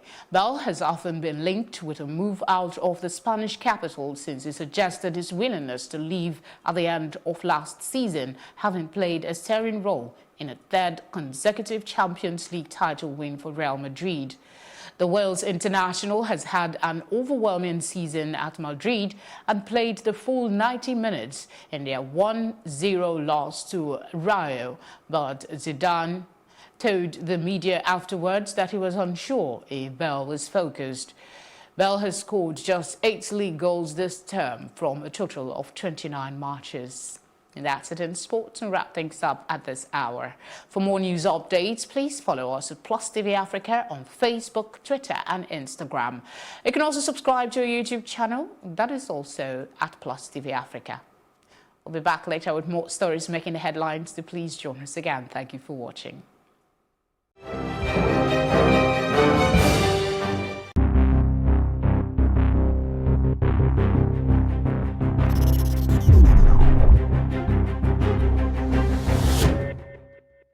It gets better, ordered another round. It gets better, ordered another round. It gets I'm sure, as you can imagine, I get many. On a daily basis, I haven't shared this with anyone, but I reckon I get about like 100 people asking for help. A day? A day. That's a fact. I can prove that.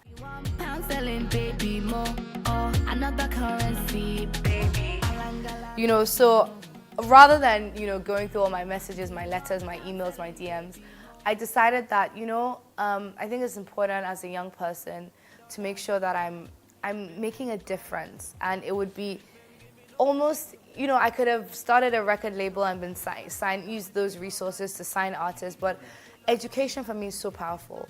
I would not be here, fact, whether or not, you know, anyone can argue that I would not be here if not for my education. Nowhere, baby, we no tire.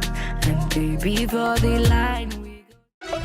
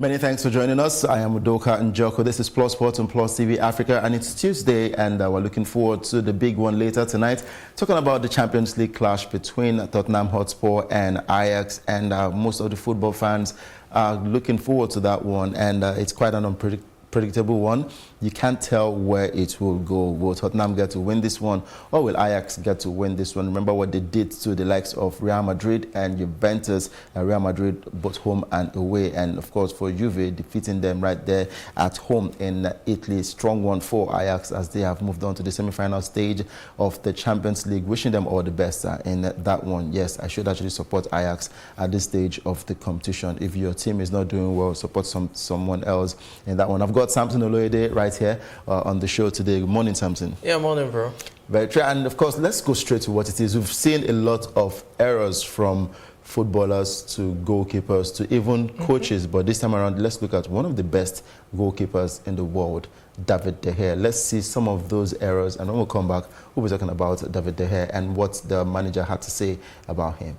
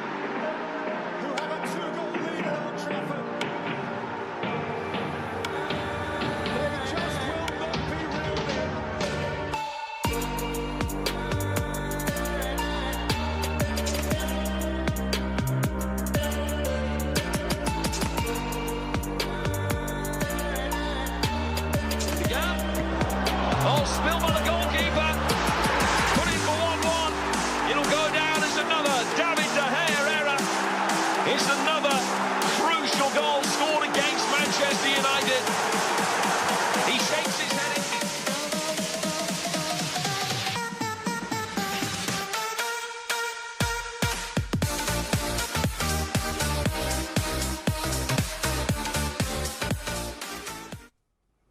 One of the best goalkeepers in the world, David De Gea, going through a lot of hard times at the moment. And at some point, some seasons ago, we heard that Real Madrid were ready to take over and to take charge and, of course, pull him out of Manchester United and take him straight to Spain. But it never got to happen because someone said the fax machine wasn't working. But I mean, Samson, what happened to David De Gea? Is it a dip in form or is it an emotional crisis?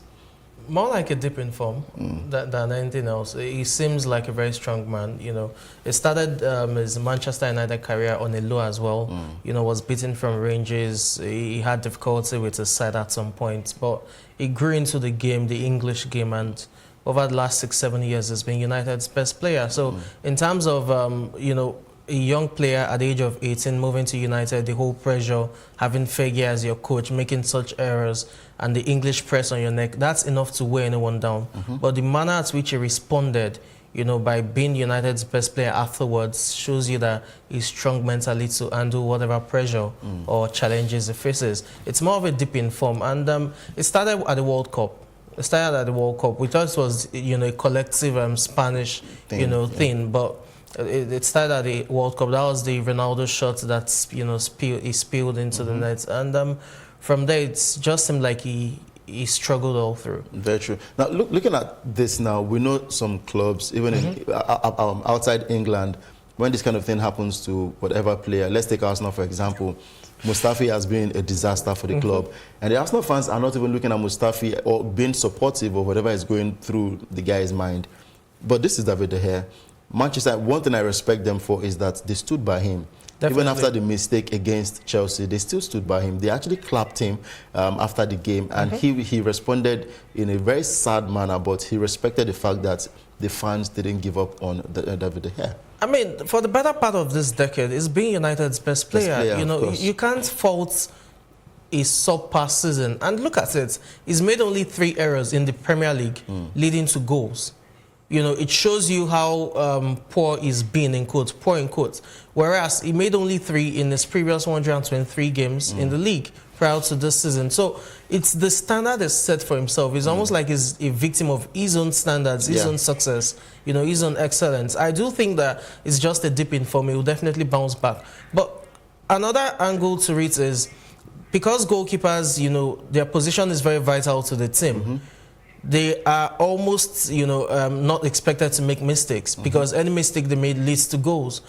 Compared to the other outfield players, they make lots of mistakes, from rash tackles to misplaced passes to, you know, the inability to read the movement of the ball in and out, a whole lot. But because goalkeepers hold a very sensitive position in the team, and whatever mistake they make, it becomes a goal. That's why it's a big deal. The United team, even against Chelsea, made lots of mistakes in terms of rash tackles, you know, indecision, movements on and off the ball, very poor, a whole lot. So I think we should cut him some slack. He's still a very good goalkeeper, one of the best in the world. It's just a dip in form, and you expect him to, you know, recover from it. Now, looking at this now, well, let's listen to what the manager had to say. Ole Gunnar Solskjaer, he defended the goalkeeper, saying that for David De Gea, he's a strong man, and he believes that he will surely bounce back. He will talk to him in the coming days and see what is actually on the mind of the young goalkeeper. Let's listen to the manager, Ole Gunnar Solskjaer. No, I don't really, because I know David. I know you know, when you're a goalkeeper or if you're a striker, you're always in the spotlight, and any time you either miss a chance or you score, you get the either bad or good headlines. The same with David when he makes great saves. He's been in the spotlight for the right reasons for so long, and then now he's going through a period where he probably feels he can have done better. But no, I don't have any worries about him because he's a strong character. Well, there's many different ways of getting back into your best, get your best performances, and of course I'll sit down and speak to David as I've done when he's played well, and he's not the reason that we're in the 6th position at the moment. He's got two great keepers underneath him with Sergio and Lee. Fantastic atmosphere between them, and Sergio has played well every time he's played. Lee is fantastic in training. They keep pushing each other. You cannot say there's any complacency. David is not a type to sit down and be complacent. He is a competitor. He wants to be the best, and for whatever reason. Whenever I didn't score a goal, of course, my confidence dropped. If I missed some chances, and so David's, he knows he could have done better with the goal. There's no reason hiding that. But there's no chance any of us will point fingers because he's saved us so many times. Well, Gunnar Solskjaer talking about the goalkeeper, saying that he has saved them a couple of times, and I thoroughly agree with what the manager said right there. But looking at this now, he said David De Gea is not the reason why Manchester United are 6th position on the log. But what happens at the end of the season if they don't get to leave that 6th position? If they don't get to make Champions League qualification? Don't you think the fans will remember those times that De Gea made those errors? Yeah, they will, but it's not going to be decisive. I don't think it will be decisive. As I said earlier, he's made 3 errors leading to goals, in the Premier League this season. Top of the list is Jordan Pickford of Everton with 9. You have a very good goalkeeper in Spurs goalkeeper, Hugo Lloris as well, with 8. So you have a couple of very decent goalkeepers. How many has Peter Cech made? How many games has he played? So you have a couple of decent goalkeepers who have made lots of errors, than he has. I think it's just a dip, in form, yeah. And it will come good with it. I think he has a very strong character to really come good. If I was Solskjaer, I would just probably call off a season this early. Do you think that's the thing? Do you think he should be rested? Don't you think the more games he should just have 2 games to remain in the EPL? 2 games to go, quite all right, and they're still in a fight. They still have a shout. You think? They still have a shout. There's others feel this card. I mean, come on, those are winnable games. But Sergio Romero is also a very good goalkeeper. Argentina's #1. Let's not forget that. The only reason he's been on the bench is because of De Gea's excellent, performances over the years. I do think that if I was Solskjaer, I would just give him the time off. Call off a season quite early, so that Romero comes in. Now, from comments I've gotten, don't you think if you rest De Gea now, don't you think you lose him forever? Because he would look at it and say, okay, the manager doesn't believe in me anymore. He dampens his spirit, and he just might leave when the transfer window opens. Remember, he hasn't signed the contract yet. That's where effective communication comes in. I pretty much understand he's probably under pressure as well. His contract has just a year, left to run out, and negotiations over contract extension has probably not gone the way he would like. But it must be said that it has worked time. It's worked overtime when we see players struggle for form and they are given probably 2-3 weeks off. Pochettino did that with Harry Kane. Even Fergie did that with Rooney at some point. He gave him 2 weeks off, go to Dubai, wherever you want to go to just enjoy life, then come back. You come back refreshed and all. And as I said, it's just 2 games. United are not in any other competition apart from the Premier League. Romero is a very good replacement for the year if he's not there, to still get the job done. Have an effective communication with him, a very good one. Explain to him that this are the reasons you want to do this and why he's still in your plans. You lay out all those things. The man understands what it is, and then he goes on the break. Okay, let's see how that turns out for David De Gea. If the manager, because he was actually asked during a press conference if he will rest David De Gea to probably field Romero, but he said he believes in De Gea and he knows that he will come good before the end of the season. So let's see what happens in the next 2 matches remaining for Manchester United. Let's go on another break and go straight to Ajax as they prepare for the Champions League semi-finals against Tottenham Hotspur. And what are they saying? They're saying that they don't care about what you have to say. All you're saying is actually blah, blah, blah. We'll be right back.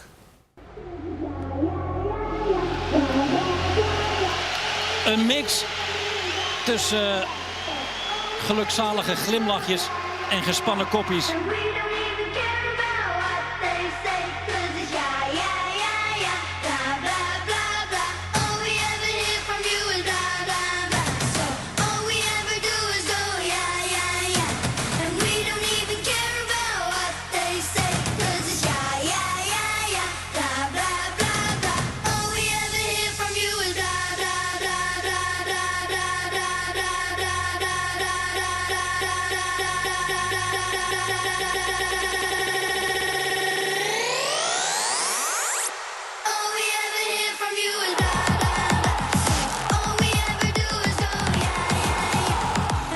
It's a beauty from Tadic.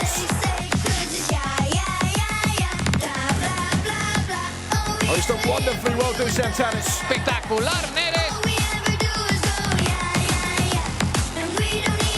Masraoui and goal! Yeah, goal!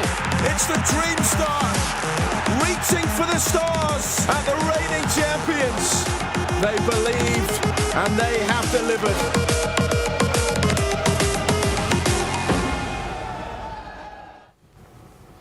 Well, looking forward to the Champions League. Ajax taking on Tottenham Hotspur, and Tottenham Hotspur playing at home at their home ground, and it's really a tough one for Ajax. But hey, the fans are not bothered. They don't care what you have to say, and they believe that they have what it takes to play against Tottenham Hotspur. If they can do it against Real Madrid, if they can do it against Juventus, then they surely can do it against Tottenham Hotspur. And Tottenham are not even joking as well, because they actually chased out some big teams in the Champions League as well. So it's a cracker to look out for this evening. But Tottenham Hotspur still do not have their top men on ground. They do not.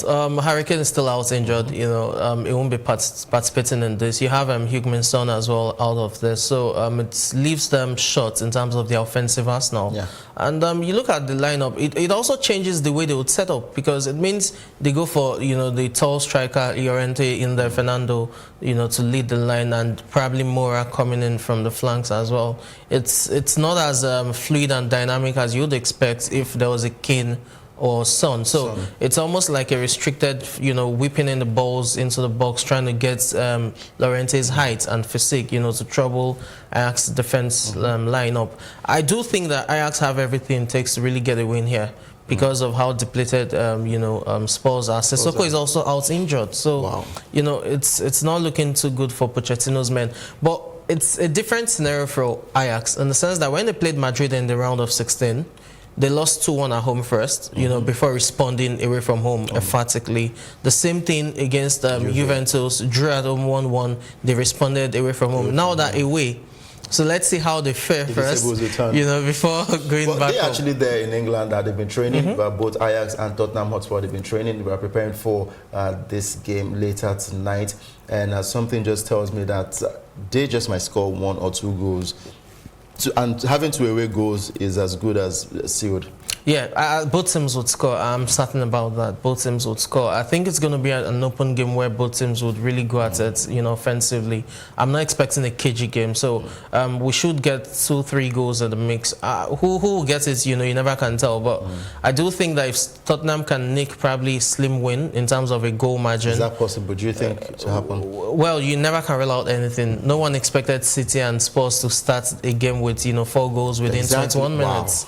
So it's what it is. So, you know, if City can, if Spurs can squeeze out a win, probably by a lone goal difference or something, then you feel that they probably have a shout, you know, at Amsterdam. But if it's a draw or Ajax gets a win here, then you will probably see this golden generation of Ajax team in the final. Very true. And the last time they won the Champions League was in 1995. And since then, it's been in and out, in and out. So this time around, another funny thing that happened in the Eredivisie, they actually had to postpone most of the games just because Ajax are playing in the Champions League. All focus on Ajax. Yes, most of the teams were not happy about it, but some are actually happy, saying, okay, let's have our own team go all the way and see how we can push this team to the finals of the Champions League. And I think it's a good one. That's what sensible associations do, you know, federations do. If your representatives are at the latter stages of European competitions, you either move their game, you know, a day behind, or, you know, you can postpone it so that they have enough time to really play their games. Most times what we're seeing probably in Spanish La Liga or the Italian Serie A is if a team is meant to play on Saturday and, you know, there's Champions League game on Tuesday, they move it back to Friday so that they have an extra day to rest. You know, and you have to look at Ajax. Ajax are even playing away. If they were playing at home, it's a different ball game. They're playing away, they're chasing the treble, you know, but more importantly is it's not a domestic treble. This is a continental showpiece, and, you know, the Eredivisie wants them to represent well, so it's a good one. All right, good one for Ajax. Let's see how that turns out for them later tonight against Tottenham Hotspur. Let's go over to France and talk about Paris Saint-Germain after they lost that final to start Rennes. And for Neymar, I think he's a sore loser. While he was leaving the pitch, there was a fan who was actually recording the PSG players, and he tried to take the phone away from the fan, and then he punched the fan in the face. Yes, I've not heard anything from the FA, but it's looking likely that he just might get another ban, because he actually made a video and put up a post on Instagram saying that he doesn't know how to lose, that when he loses his head and all that. And the manager, Tuchel, has criticized that move. This was the video where he actually punched the fan. It's not a good sign for a superstar like Neymar. Not a good one. Few words were exchanged, you know, before the action itself. I don't know what was said, but it was obvious, and that means that for the first 3 games in the Champions League, the half stage of the group stages next season is not going to play, and that's not so good for PSG. Now this is a domestic affair. It will probably get another 3-match ban for the start of the new French League all season. It's not good. You have to curb it, and I'd expect a very stern, not just warning but punishment, even from the PSG fold, in terms of probably 2-3 weeks, wages, fine, and probably some talks. That's if he still remains at the club next season, because there are talks going on that he just might leave the club to Real Madrid. So are these signs that Neymar would get to leave France and head back to Spain and play for Real Madrid, rivals of his former club Barcelona? Interesting things that will happen in the summer. We're looking forward, keeping our fingers crossed on that one. Let's go straight to the world of basketball. The NBA, it's hotting up right there. And for the Golden State Warriors, well, talks are going on that most of the referees get to favor them with their calls. But let's talk about the games that happened early this morning. The Philadelphia 76ers were up this morning, but I would say Denver Nuggets have been my surprise team. For the 76ers against Toronto, it's actually 1-1 in the series, and Denver Nuggets leading the series against the Bucks 1-0. Against the Blazers, Blazers, yeah. Portland Trail Blazers. Yeah, I think 76ers showed that they were capable of keeping tabs on Kawhi Leonard. It was a different ball game entirely from what happened in the first game. In terms of Leonard, it was still able to drop a decent number of points, but it was the defensive rotation that I liked from the 76ers. They didn't give him space, even when he was coming off, screens. You had 2-3 men on him, and then they also pitched Ben Simmons against him. Against Leonard. So it was a good one for them, and I think it just contributed to them evening the scores in terms of the series. Overall, you still get the feeling that the Raptors will definitely clinch this. It's the semifinals, and maybe we'll just see the Raptors against who. We don't know yet, but I think the Raptors will clinch Denver Nuggets. I think we should still look at those guys. How they performed against the Portland Trail Blazers yesterday was actually an amazing one for me, and they look like a team that's actually strong to go all the way. Yeah, surprising, because the Blazers played in 5 games. They ousted the Oklahoma City Thunder in 5, while Nuggets were stretched to the maximum by Spurs, playing Game 7 just 2 nights ago, and they were still able to come out to make it happen. Jokic in there, shooting from range, 3-pointers, even mid-range jumpers, a whole lot. I think the Blazers need to cut off the dependency on Damian Lillard. He was able to drop 39 points, but it was not enough. I think other guys need to step up the plate. Charlie Kyle Lowry to also make it happen for him. Very true. Now let's move over to Formula 1 as we wrap up the show. They say something about victory. If you want to be the best, you need to beat the best. But Sebastian Vettel has said that the consistent success of the Mercedes team has actually become boring. Let's listen to Sebastian Vettel, and when we come back, we'll be wrapping up with the show. So boring. It's not just 4 races. It's been, 4 years, more or less. What have you guys got to do then to stop that? Work harder, work better. I think we are pushing as hard as we can, but obviously, you need to respect that they're doing phenomenally well and getting, their cars most of the time in the right place. But I'm confident. I believe in this team, and I know we can improve. I think we have a good car. We just don't manage yet to put it always where it belongs, so that it's difficult to have the trust in the field. But I'm sure it's going to turn around. He said the success of Mercedes is actually boring. I mean, Sebastian Vettel, is he looking for a cheap way out? Well, you may be speaking from the fans' angle. When Vettel won 4 world titles on a row as well, it was boring. There were calls that Red Bull's dominance at the time and Vettel's dominance was, making the sport boring, and there was a decrease in fans' attendance, to races itself. So they had to come up with new rules, change, rules that had to do with manufacturing of the cars, so as to give advantage to other cars. And we saw Mercedes, getting advantage of that, made it happen. Now it's Mercedes dominating to prevent, that boring stretch as well. What the Formula One organizers did was to introduce new rules, which included the fastest lap, getting a point in the championship race. So overall, yes, it's boring, really. You want a bit of competitive nature, but it's Ferrari's fault. They had a better car and a faster car last year. Season. They didn't make it happen. Their SF90 this year, Scuderia, is also fast, faster than that of Mercedes. Well, very true, but let's see how that turns out for the Mercedes and the Ferrari this season. But it's looking likely that the Mercedes will actually get to pick this one because they are ruling on the championship table at the moment. Well, that's how we'll drop the curtain on today's show, Plus Sports and Plus TV Africa. Thank you, Samson, for your analysis. A pleasure, bro. Looking forward to tonight, the Champions League, Tottenham Hotspur against Ajax. Who wins this one? Unpredictable match. We'll get to enjoy the very best of football. And when we come your way again tomorrow, same time, same station, we'll give you those highlights coming from the matches coming up today. Do enjoy the rest of your day.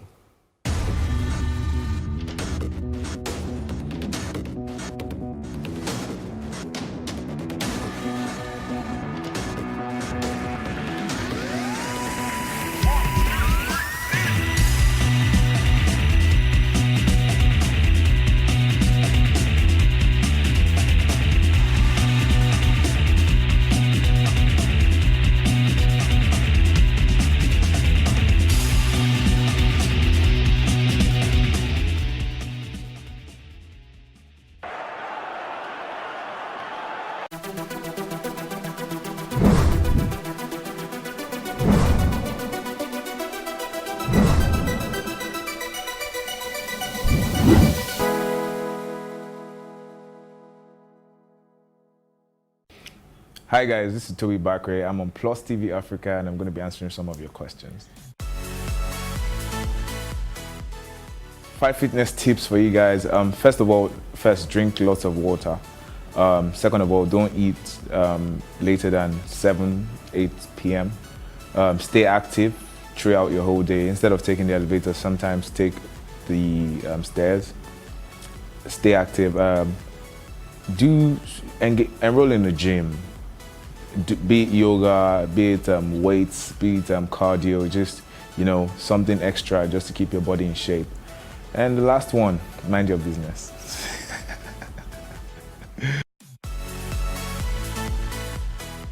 Am I dating anyone? At the time, very single. As in, what's another word for single? I'm like single Pringle.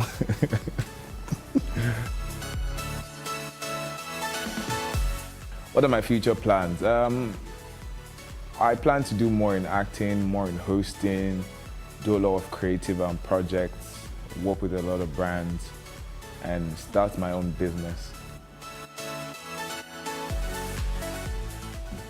Will I ever do music seriously? I'm just always going to play with it for now. I did a collaboration with Spyro, a song called Japa, and it's a tune. So maybe I'm going to go back and play again sometime. And then it depends on the feedback. If I'm getting feedback like, oh, okay, maybe they're playing my songs in the club and stuff like that, maybe I can say, okay, maybe I'll be a performing artist, get someone to write the song, then just go to the studio and do it. Maybe. Never say never. Who is my favorite Nollywood actress and why? Okay, I think I'm going to give 2 answers, or 3 answers. First of all, the first lady, Genevieve, and that's because she's so good at what she does and she's very professional. And she's a pioneer, she's kind of taking this whole thing to the next level, so yeah. And then for the newer guys, Eferele and Ini, I combined the 2. I just like them. I like their movies too. That's all. My daily routine and what makes Toby Bakre Toby Bakre. You see, I wake up in the morning. First of all, I pray. When you're thankful for the little things, just wake up with a heart of gratitude, like thank God for life, for the little things. And then after that, I play some music, get into the day already, like fast bumping music. So I'm getting into the shower, I'm already moving, plan out my day, do some exercise. And so when I step out of the house, man, I'm already the vibe is up there, so nothing can bring me down for the day. So going like that, and it's almost gonna be a good day. Like you see, right now I just have like great vibes. You get in my head, I'm still playing the song I woke up to. Yeah, like it's all good. All right, thank you very much, guys. Signing out.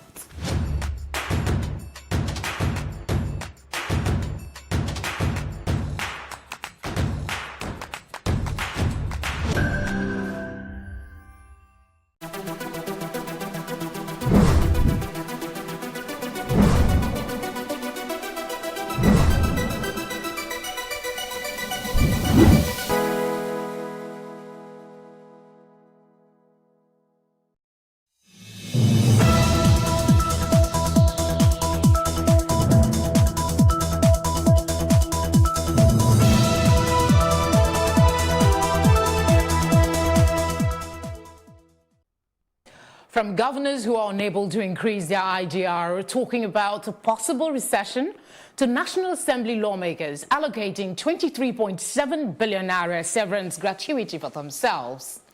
This is Plus Politics. I am Felicity Ezewike.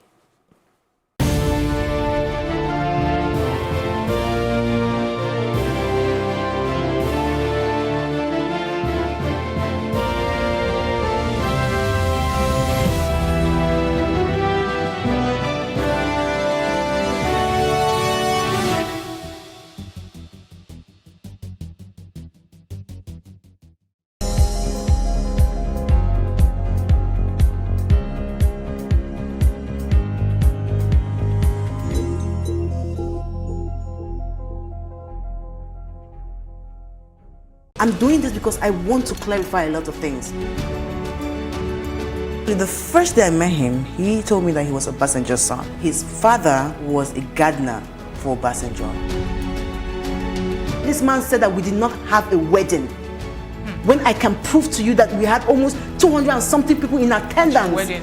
But it's okay, Churchill. We didn't have a wedding because you didn't contribute to the wedding. What were the qualities that attracted you to him? The only quality I saw were all the lies. The house that I lived with this guy was a rented apartment. These are conversations between I and the agent. Domestic violence was something that was real, was always there in my relationship. He never told me he did Yahoo. My pregnancy was not something I ever wanted to keep. My problem is, you don't do for your son. Don't discredit the woman who does it.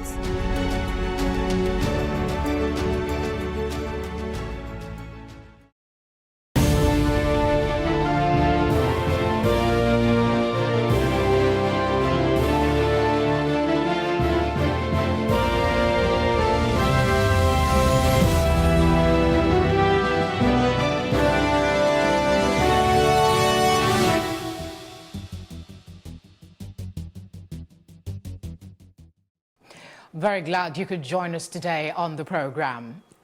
The Manufacturers Association of Nigeria, MAN, and the Lagos Chamber of Commerce and Industry disagrees with Governor Yeri of the least viable state and lowest IGR, Governor Yeri, on the looming recession predicted. Joining me is Najib Bello, a political analyst, and of course, Martins Lomba, a political analyst. Thank you, gentlemen, for coming in. Thank you for having me. Good evening. Another conversation is before us. He is telling newly elected governors to prepare for recession come 2020. But now MAN and LCCI, they're questioning the basis on which he is making those predictions. LCCI, for instance, says he's not an economist. MAN is wondering why he's coming up, where he's coming up with those figures. What are your thoughts? Let me start with you. I think the basis for his statement is from the president. Some of us don't remember that December 14th, President Buhari had a meeting with some of the outgoing governors and some of the incoming contestants, APC contestants, and he told them that they have to tighten their belts because things are about to get harder. He made that statement, and Governor Yari made the pronouncement to when he came out of that meeting with the closed-door meeting with the president. He said this was what the president said. Yeah, but this is not the first time we're hearing that things are going to be hard. Exactly. Things are going to be hard. So he's just repeating it to the new guys coming in. Now that they've won, he's just making it clear to them that this is what we've seen. You know, this is what the president has said. And of course, the president didn't just say it on his own. But the deadline he's given, 2020, 2021, how is he coming? I see a possibility of a recession coming earlier because there are so many factors. Look at insecurity, for instance. How can Nigeria be productive when you can't even travel easily from Kaduna to Abuja? Farmers can't farm anymore. Benue, a lot of farmlands are just barren because people are getting killed. So what exactly how are we going to sustain the economy? People are talking about crude oil and other things, but we don't determine these things. We can't determine the price of crude oil. So if anything happens, even without, if we had decent prices like 72 or so we're having today, with this insecurity in Nigeria and lack of direction of the economy, we are going nowhere. We certainly will come to the issue of fuel prices, on oil prices in a bit, but I want to also get your thought on this, Martins. The way I see it, Governor Yari, of course, not an economist, but in practical terms, if you look at how things are playing out in Nigeria, within the economy, you know that there's a lot of volatility. It is clear that a number of people lack all of the basic things that they need to support, their daily living. Cost of living has really gone up, and it will certainly go higher. Again, the purchasing power is dwindling at a very rapid rate. So to that extent, people are going to suffer more. They're going to face a lot more hardship.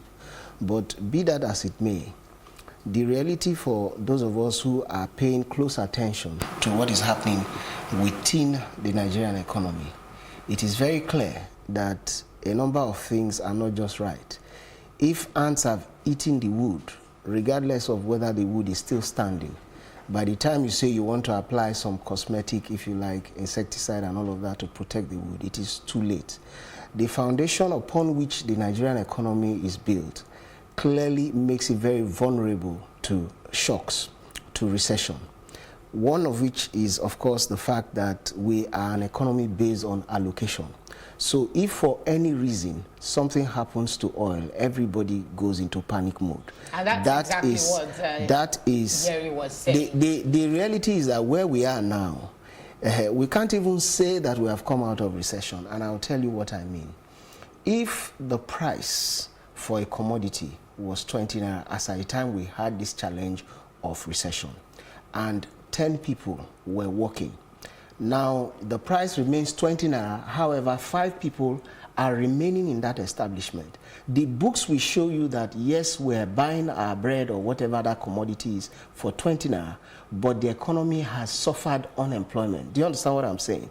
So when there is a general upward movement in price, the books will show that yes, the economy is earning, which is why the customs can come and say that, we have crossed the 1 trillion mark in earning.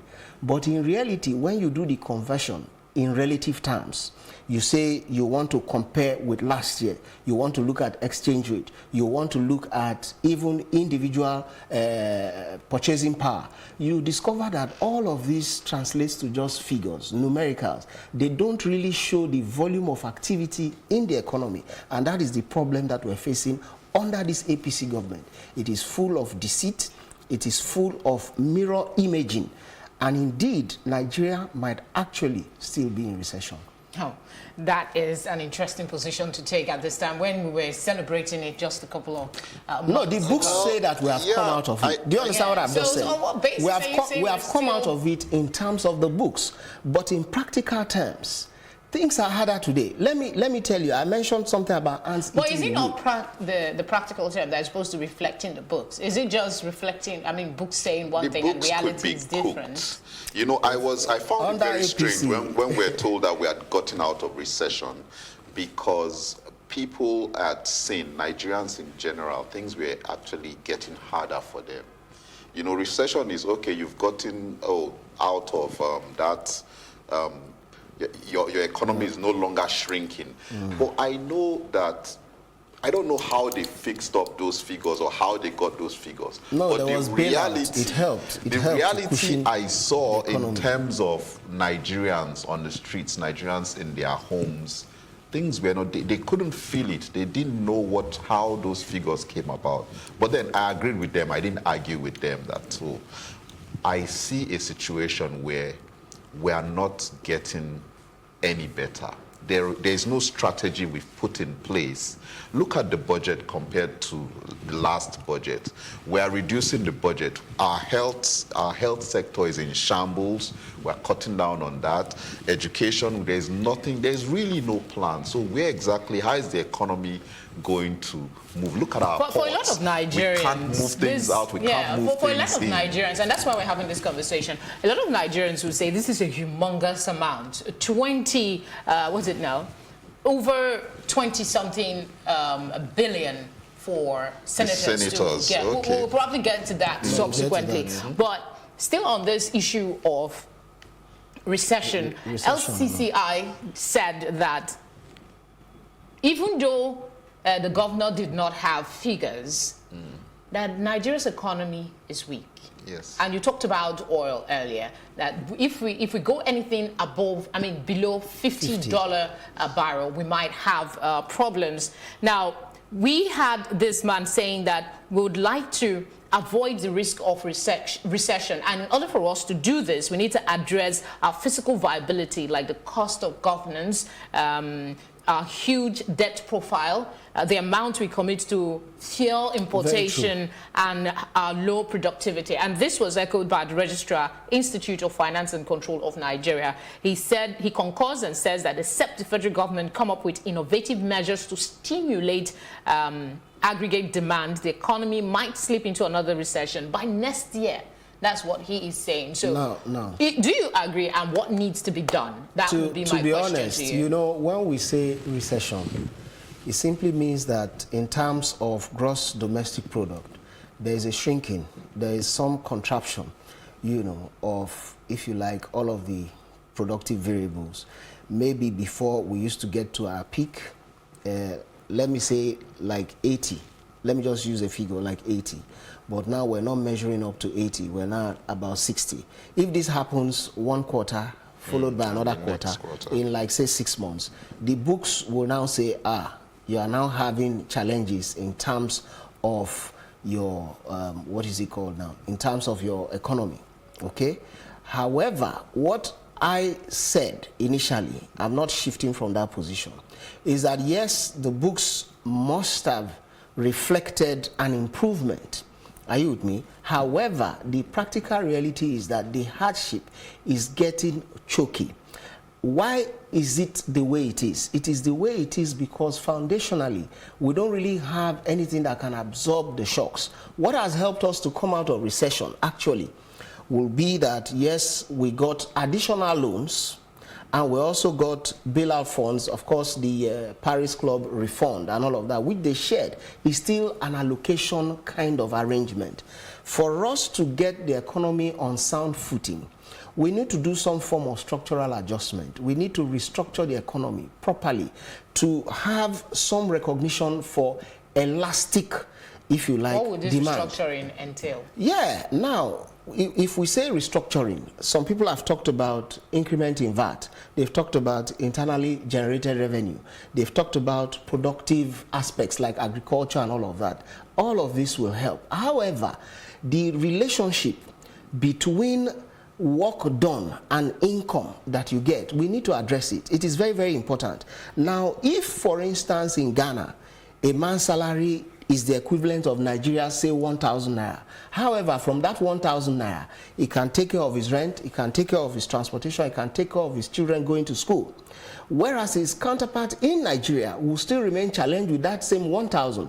It tells you that we need to do some adjustment, are you with me, in how we reward, you know, productivity. So that is where the challenge is. For us in Nigeria, we keep on banding figures all over the place. If I give you 1 trillion naira for a volume of transaction of say 20, and another person gives you 1 trillion naira for a volume of transaction of say 200, the figures are the same. However, one is much more healthy than the other, and that is the challenge that economists in Nigeria need to address. All right, let's look at the issue of governors depending on federal allocation. This is one of the issues that the governor raised at the meeting, and saying that there is need for the incoming governors to move away from that mindset and find a way to grow their internally generated revenue so they can address these issues. Do you see that actually happening? Because most governments, it seems, depend basically on this federal allocation. And when people talk, they always refer, didn't you get federal allocation? Yes, the thing is, first of all, Yari, who is saying this thing, I wonder how far he went in increasing his IGR and making sure his state was less dependent on federal allocation. I would like to see the effort he put in. And I think that's what he was trying to tell the governors, that basically we didn't do this for reasons, I don't know, but he was trying to tell them that coming in, you have to be very prepared. You have to, these are the kind of things you must do to ensure that you don't face the kind of challenges that we face. I think that was the general scope of his discussion. But then, what we've had right now is governors who just collect money and distribute money. They've not put, most of our governors have not done anything special. And I hope there are some of them coming in right now who have ideas on how they plan to act differently. Look at their local resources, look at their people, like Professor Shibajo was talking about human development. You know, let your people develop maybe software, maybe education, something they can export out of the country and earn something. Agriculture, there are a lot of crops you can now, but then we have the ports again that are choked up. You try to ship out something, it's stuck there for several months. But then IGR is very important. States now, and the labor, for instance, they are challenging the governors that if you are coming in as a governor, you can, because that's a fear.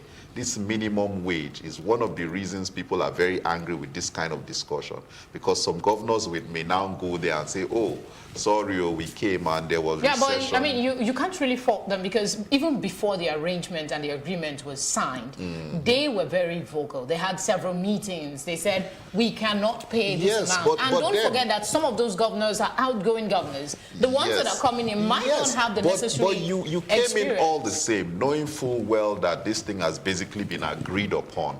You still went and you contested, knowing that these are the things you are going to face. You are going to have to pay that 30,000 naira. So it's no excuse. Do you actually believe that, let's not be too optimistic and say 20 states will be able to pay that 30,000 naira minimum wage? If the governors are actually going to work as real governors, I don't think anyone should be unable to pay. But if they want to come there and just... but in reality, the possibility is there that... There is a possibility, of course. I am worried that, because Yari was one of those governors who basically, he just laid around. For now, his state is in shambles and is almost spending most of his time in Abuja. So if we have governors, like 10 governors like Yari coming in, then we are going to have these shortages.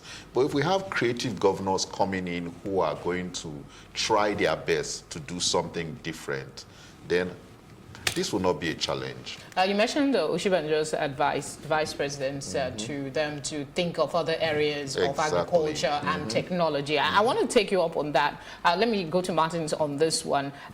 During that same banquet for the newly elected governors, he's quoted as saying that governors should confront the situation individually, as there is no 100% guarantee that the federal government, already burdened by a deficit of about 2 trillion naira, could offer much hope. Now, do you think that this will be enough push for these, let's say, newbies? Fundamentally, you cannot do much outside of the resources that are at your disposal.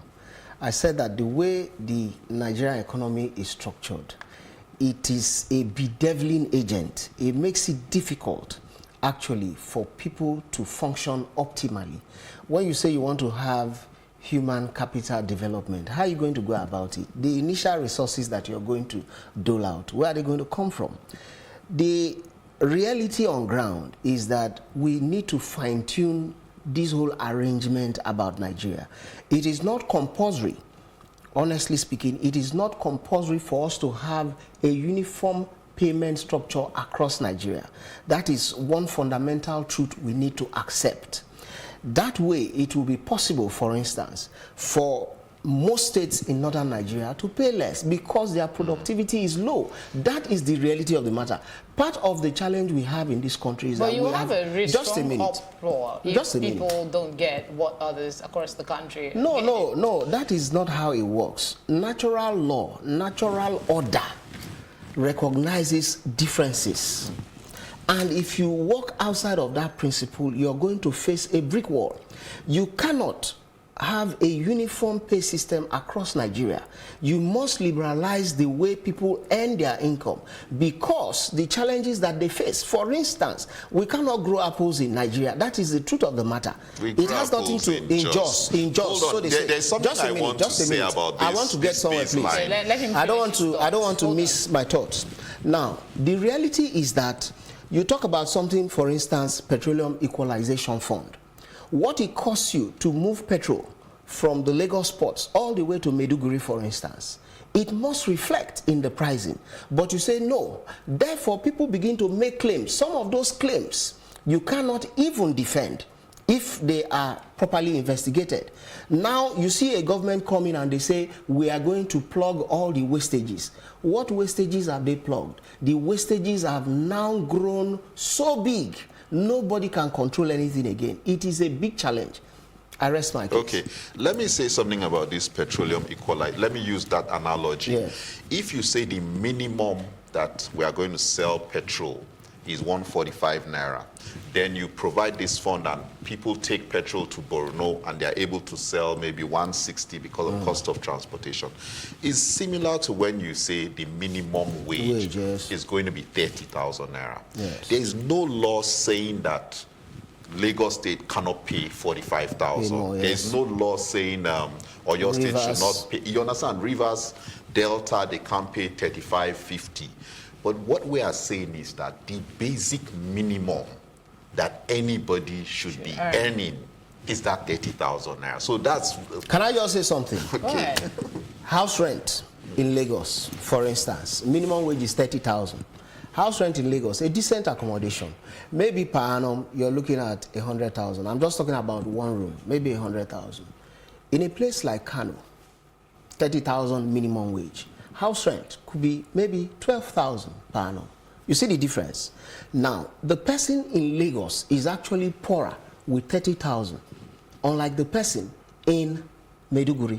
Do you understand? Yes. Now, the reality is that all the economic parameters, they work with demand and supply mechanism. And once you alter that process, you're going to have a problem. Unless you're running a socialist economy, of which we know that all of the governments that came on the premise of socialism, they've all died. The last I want to believe was Cuba, telling us that if we go through free enterprise, we must allow the forces of demand and supply determine how we get our economic reward. Are we together? To that extent, unless we restructure our economy, for instance, the federal government has carried too much burden on its shoulders. Right now, the federal government is doing bailout. If you are doing bailout, why not shed some of these monies to the states, for instance, since you're operating on the basis of allocation? That is a fundamental problem that needs to be addressed. And if you don't address it, you continue to have this type of economics of prostitution, because that's what it is. Okay. Let me add something to the Lagosians. Yes. The Lagosian in Lagos paying 100,000 naira rent. Let me just say that they can clamor to get paid 45,000 or 60,000 as the minimum wage in Lagos. You know, while the person in Kano may be earning 30,000 or 35,000. But this is Nigeria we live in, yes, and you know that if you bring up such scenario, somebody will come up with an argument. No, what I'm saying but somebody will come up with an argument and say, see, the minimum wage does not imply that everybody must earn. We get that much. We get that much. But considering the Nigerian factor, you see, if you say that, okay, the person in Maiduguri should take less because of the cost of living, and the person here, you do know that there will be agitation. What about federal character? What about uniformity in the distribution of resources? They will tell you that, okay, if that is the case, somebody will go and ignite the hike in prices of commodities, and then they will tell you, okay, now we are equal. Why wouldn't I have this? Those are some of the complications. That is why they are all on 30,000 naira right now. Just a minute. Just a minute. I think let us understand where we are coming from, where we sit on this particular argument now. Yeah. Now, the issue is this: was there any need to tilt the minimum wage from where it was before to where it is now?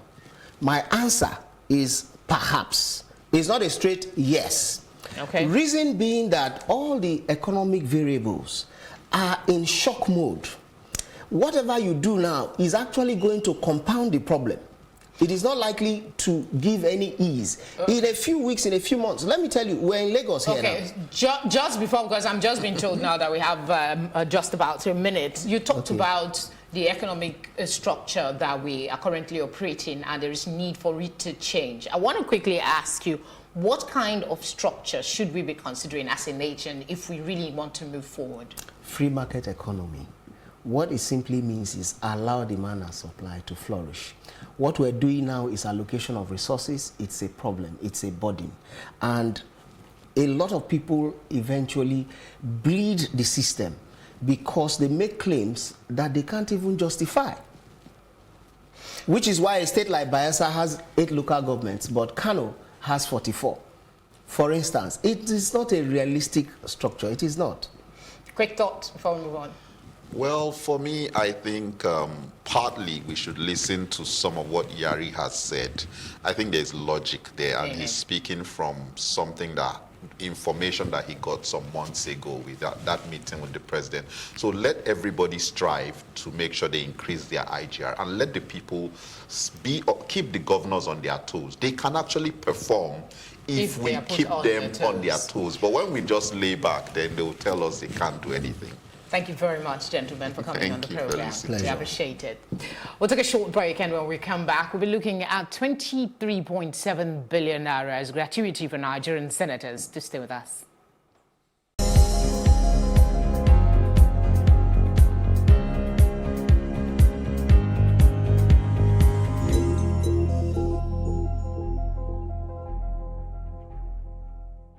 I'm doing this because I want to clarify a lot of things.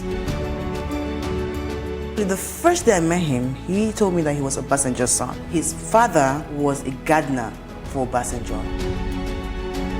This man said that we did not have a wedding. When I can prove to you that we had almost 200 and something people in attendance. Wedding.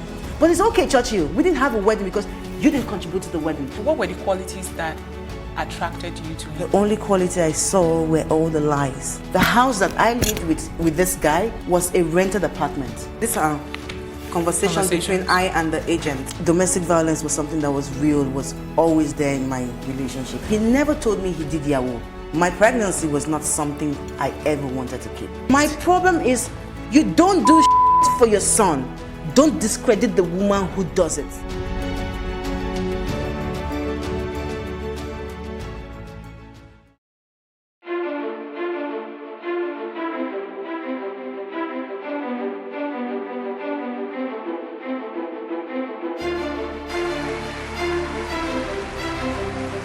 This Medan has been directed to empower 1,000 persons with disabilities in each state in the next 12 months. When I start hearing the shoot of guns. Whatever I've done. Every public policy has winners and losers, and some will not be very happy with you, while others, usually the silent majority, will be quite happy.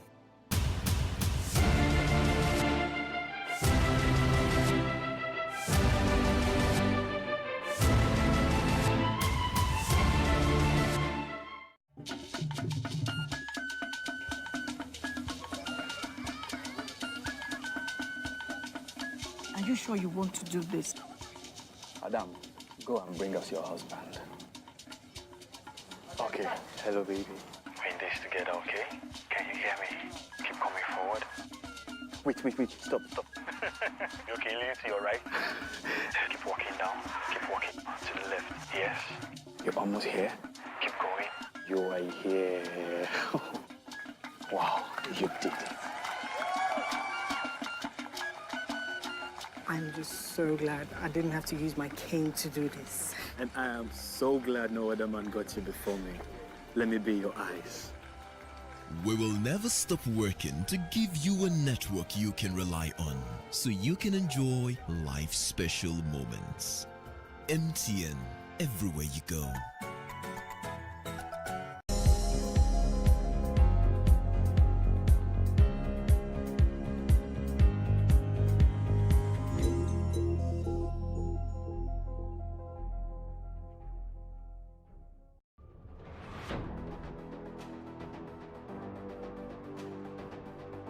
A lot of the jobs that exist today will not exist in the next 10 years. 10 years. When I see people today shouting, we're not too young to run, we are ready to run. Ready to run to where? The people of excellence are, to a certain extent, being held ransom by idiots and bandits. Once you are in government, you believe everything you do is right. And once you are in opposition, everything the government does is wrong. And so it's time for us to take over power.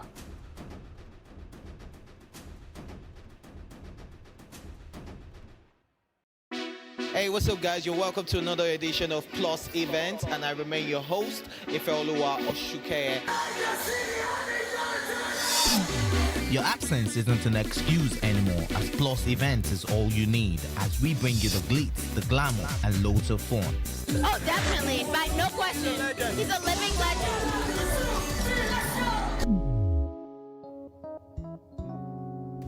Oh, God forbid, Holy Ghost fire, I know. I just want to be blown away. I want to be wild. This is 11 years of doing it.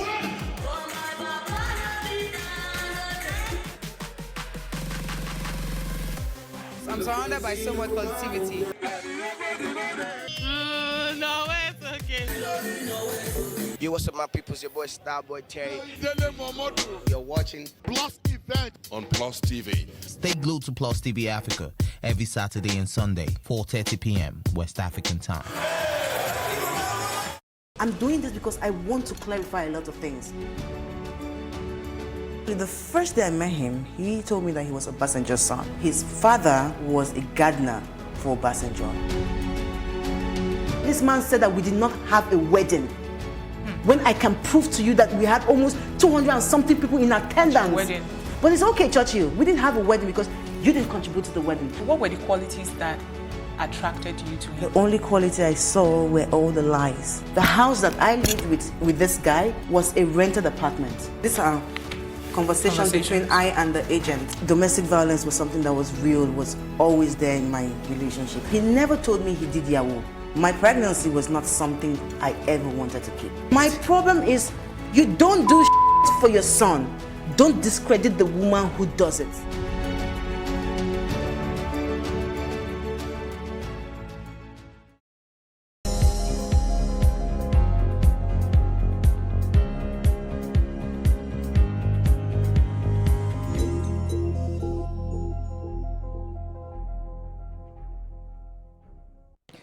A budget nationwide survey has shown that 20 states in Nigeria owe workers and pensioners salaries and entitlements ranging from 1 to 36 months. But on the flip side, the Nigerian lawmakers have now allocated 23.7 billion naira as severance gratuity for outgoing lawmakers of the National Assembly. The sum will also cover allowances for incoming legislators, their aides, funds for National Assembly induction and inauguration of the Night Assembly. Joining me, or rather still with me in the studio, is Najib Bello. Thank you for staying. And of course, Martin Lumba. Both of them are public affairs analysts. Okay. Just yesterday, we were talking about the situation in Bielsa State, where the assembly members were looking for life pensions ranging from 500,000. And today, the news is awash with this. What's your immediate reaction when you juxtapose that to the quest for 30,000 naira minimum wage? Ordinarily, when you work and you get to retirement age, you're entitled to some benefits. But I wouldn't say that a legislature or a legislator, having served for 4 years, maybe in the first instance, is entitled to pension or entitled to gratuity. I wouldn't say so, especially because what they earn while in service is so huge, it calls for concern. To that extent, one questions the, if you like, the patriotism, that they are deploying to serve Nigeria. It is in doubt. It is really in doubt, and it is unfortunate. Well, if it's a contributory pension, if they had been contributing maybe 10 million per annum, then maybe it's worth, maybe it's based on that calculation. 4 years, they've been contributing maybe 10 million every month. Perhaps I heard their salary is almost 30 to 40 million. That's just an assumption anyway. But if they've been contributing such huge amounts, then they should get what they demand. But then, when you've not contributed any pension, and you just want the state to give you, let's say for the state, for this Bielsans, for instance, we're asking up to 500,000 monthly payment for life.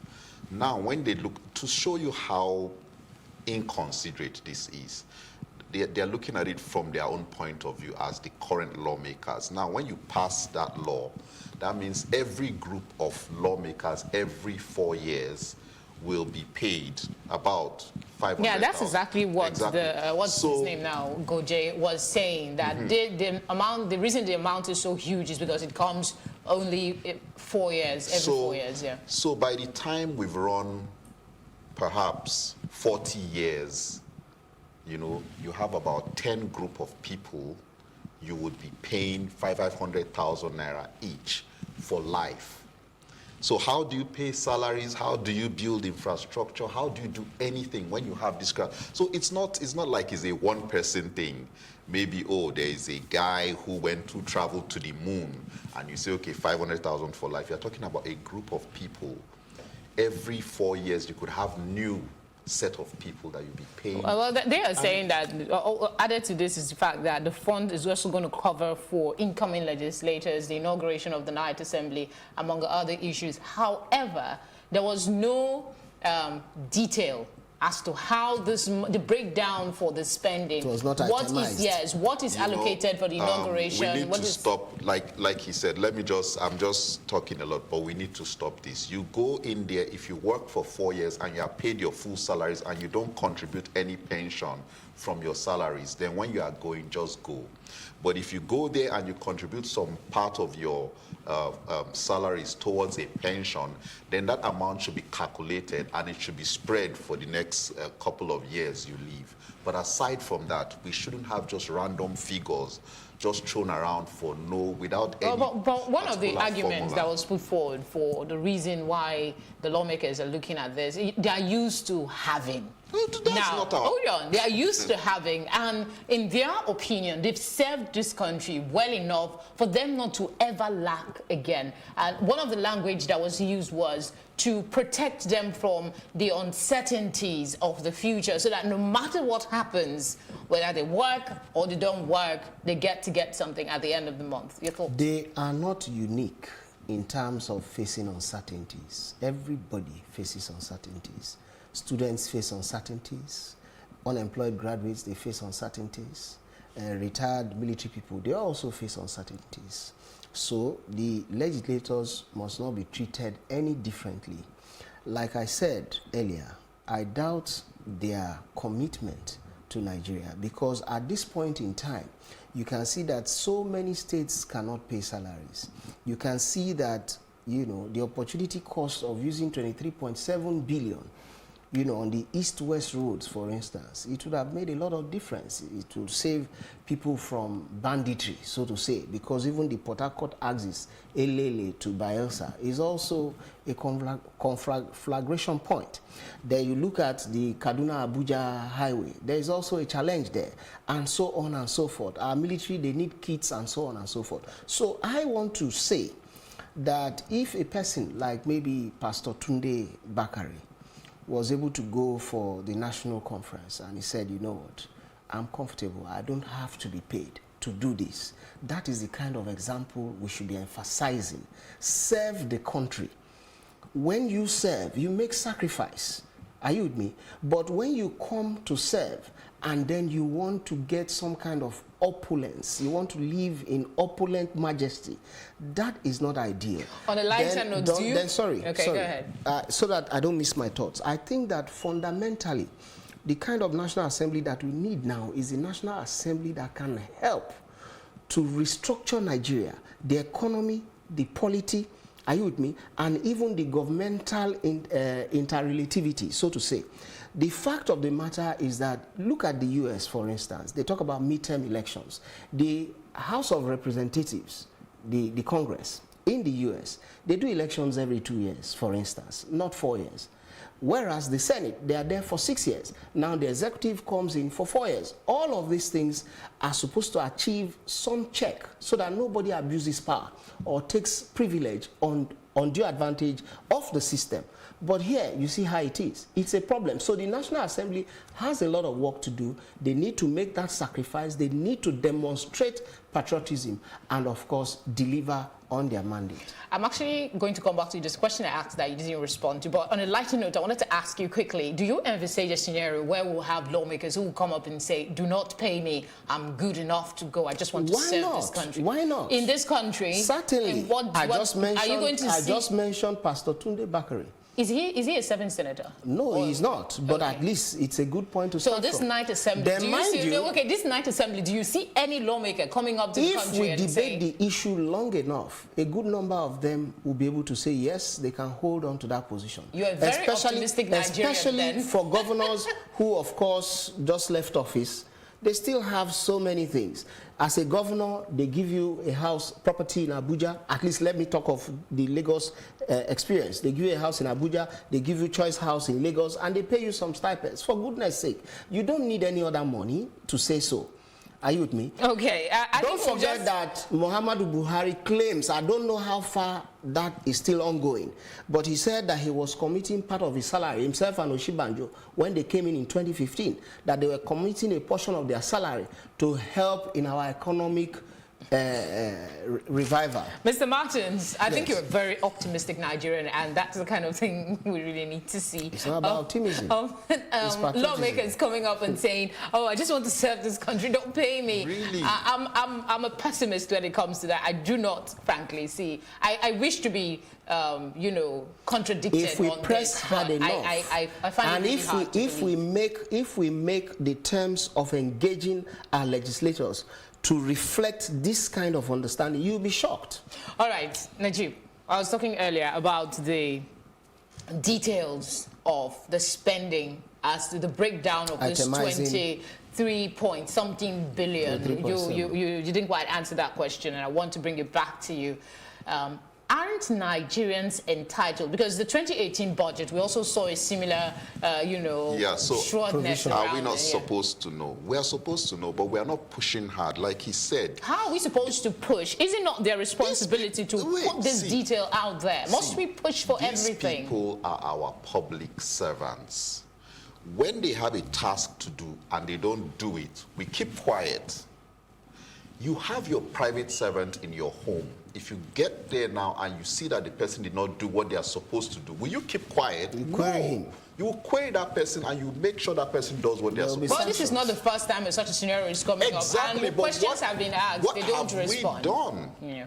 You know, there's a case of Zainab that is in Saudi Arabia. Look at the pressure Nigerians are putting in to make sure that girl does not die. And government has taken... But to be fair to Nigerians, Najib, to be fair to Nigerians, we do speak up. But there's a difference between when you agitate and when the people that are responsible are responsive to those demands. He said if we push hard enough, this is our country. These are public servants that are not doing what they are supposed to do.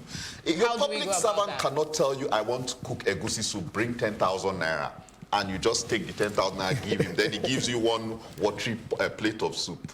You will be angry, and you make sure that person knows that you will not take this. So that's what we need to be doing. We need to push and let these people know that if you are not going to do this, you come down. I will go to that Senate. I will sit there till you come out of that place. So we're not really, I try to mobilize Nigerians towards this, but a lot of people are really tired. They just want to... It's quite unfortunate. Yeah, they just want to really relax. Unfortunate. So okay, I must ask this question before we go further. It's Workers' Day, May 1. And we're not sure, like we mentioned in the previous segment, that this new minimum wage will be across board. But lawmakers are ensuring that they never lack when they leave office, while the Nigerian masses who are supposed to, reap the benefit of their wisdom and their contribution to the country are still on the sideline. What is this how it should be, and what can we do basically to ensure that while the senators are getting this money, all the states pay salaries exactly as stipulated by the new law? You know, NLC and their other bodies, they've started protesting already before even May 1st. They've already started protesting that, see, you are going to treat us well, you are going to pay this amount, and then they're talking about improving other services that help them, improving transportation, improving healthcare, rent and other things, so that the salaries, even the 30,000 naira, it now makes it more valuable when they have good health care, when they have such things. So they're already pressing, and they've made it clear that this money, they must get it, and everybody must get it. So if they continue to put pressure, they will definitely get what they need. So that's what we want to see. We want to see people actively coming out. And I think the way the economy is right now, it's making a lot of people more vocal about things that they are usually quiet about.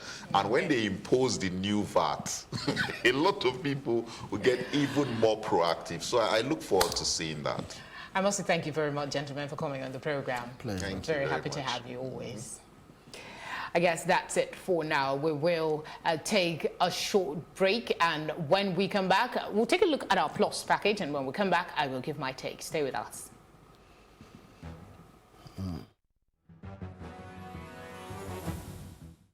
The Nigeria Labour Congress, NLC, has warned employers of labour to shun any attempts aimed at disregarding the newly signed national minimum wage. The NLC, at a solidarity rally in Abuja, also promised a showdown with employers that continue to use casualization to deprive Nigerian workers of their rights as employees. The NLC further called for better working conditions for workers both in the private and public sector. We call on all employers of labor to quickly commence the implementation of the new national minimum wage of 30,000 naira. The Nigerian Labour Movement will keep a hawk eye on all employers of labor, especially state government, to ensure total compliance on the implementation of the new national minimum wage. In similar vein, organized labor will continue to step up campaign to ensure that our workplace are rid of anti-workers policies and practice. In line with the theme of this year May Day, we'll be squaring up against unemployers of labor who deploy casualization, outsourcing, and anti-unionization policies to dehumanize workers and rob them of their voice and rights. We will dare you, we will win you. On May Day, we call on all workers, even those who are holed up behind the offices now, to come out and celebrate the workers' achievements and also canvass for policies going forward that will benefit workers.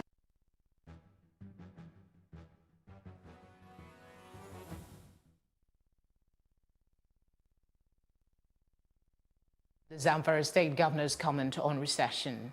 I would like us to focus on Zamfara.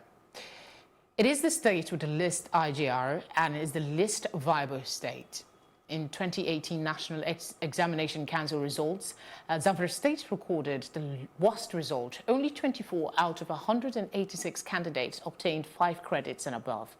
This governor, Abdulaziz Yari, is the very one who is the harbinger to announce that there is a likely recession to be, he says. How is he preparing his underdeveloped, mostly uneducated populace for this recession? Bukuyum, holy land of Zamfara's gold production. Nigeria has largely untapped deposits of minerals, including gold, tin, and zinc. Some 80% of mining in Nigeria is carried out on an artisanal basis, and gold in Zamfara is routinely smuggled out of the country illegally to neighboring Niger and Togo. Zamfara is the state worst hit by the uptick of violence and has killed dozens of people since the start of the year. The governor blames banditry, but what about poverty? How has the governor equipped the Zamfara state's economy? Property rates have crashed beyond measure all over the north. Investors have fled. Local economies have collapsed. Desertification has taken over many places as farmlands and animal husbandry are abandoned. Proceeds of crime have become the new means of livelihood for a new majority. In Zamfara, the recession started a long time ago. And that's all on Plus Politics tonight. Join us again tomorrow evening. I'm Felicity Ezewike.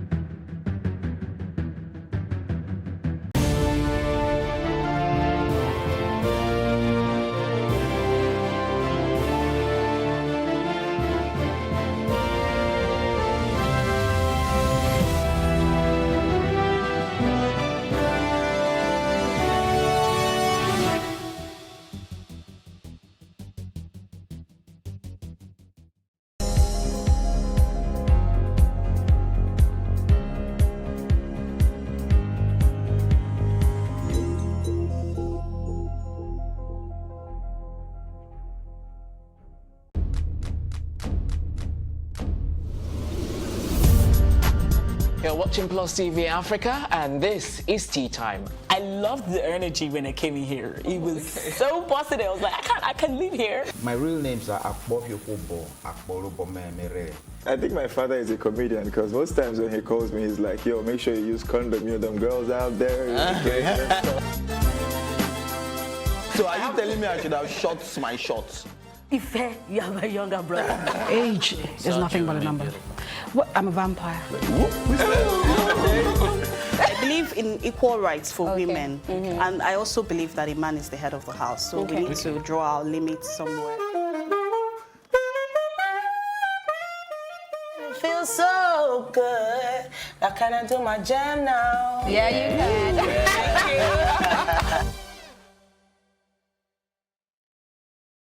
I'm doing this because I want to clarify a lot of things.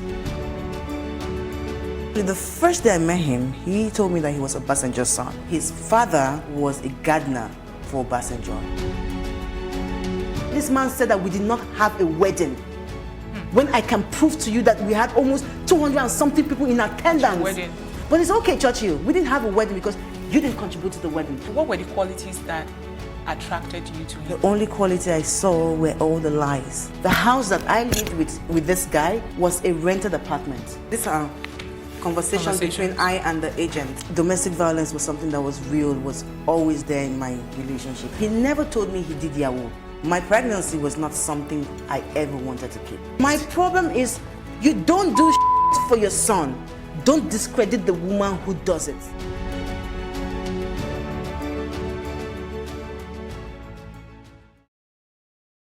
Malnutrition is one of the most serious global development issues, stalling millions of individuals, families, and countries from reaching full potential.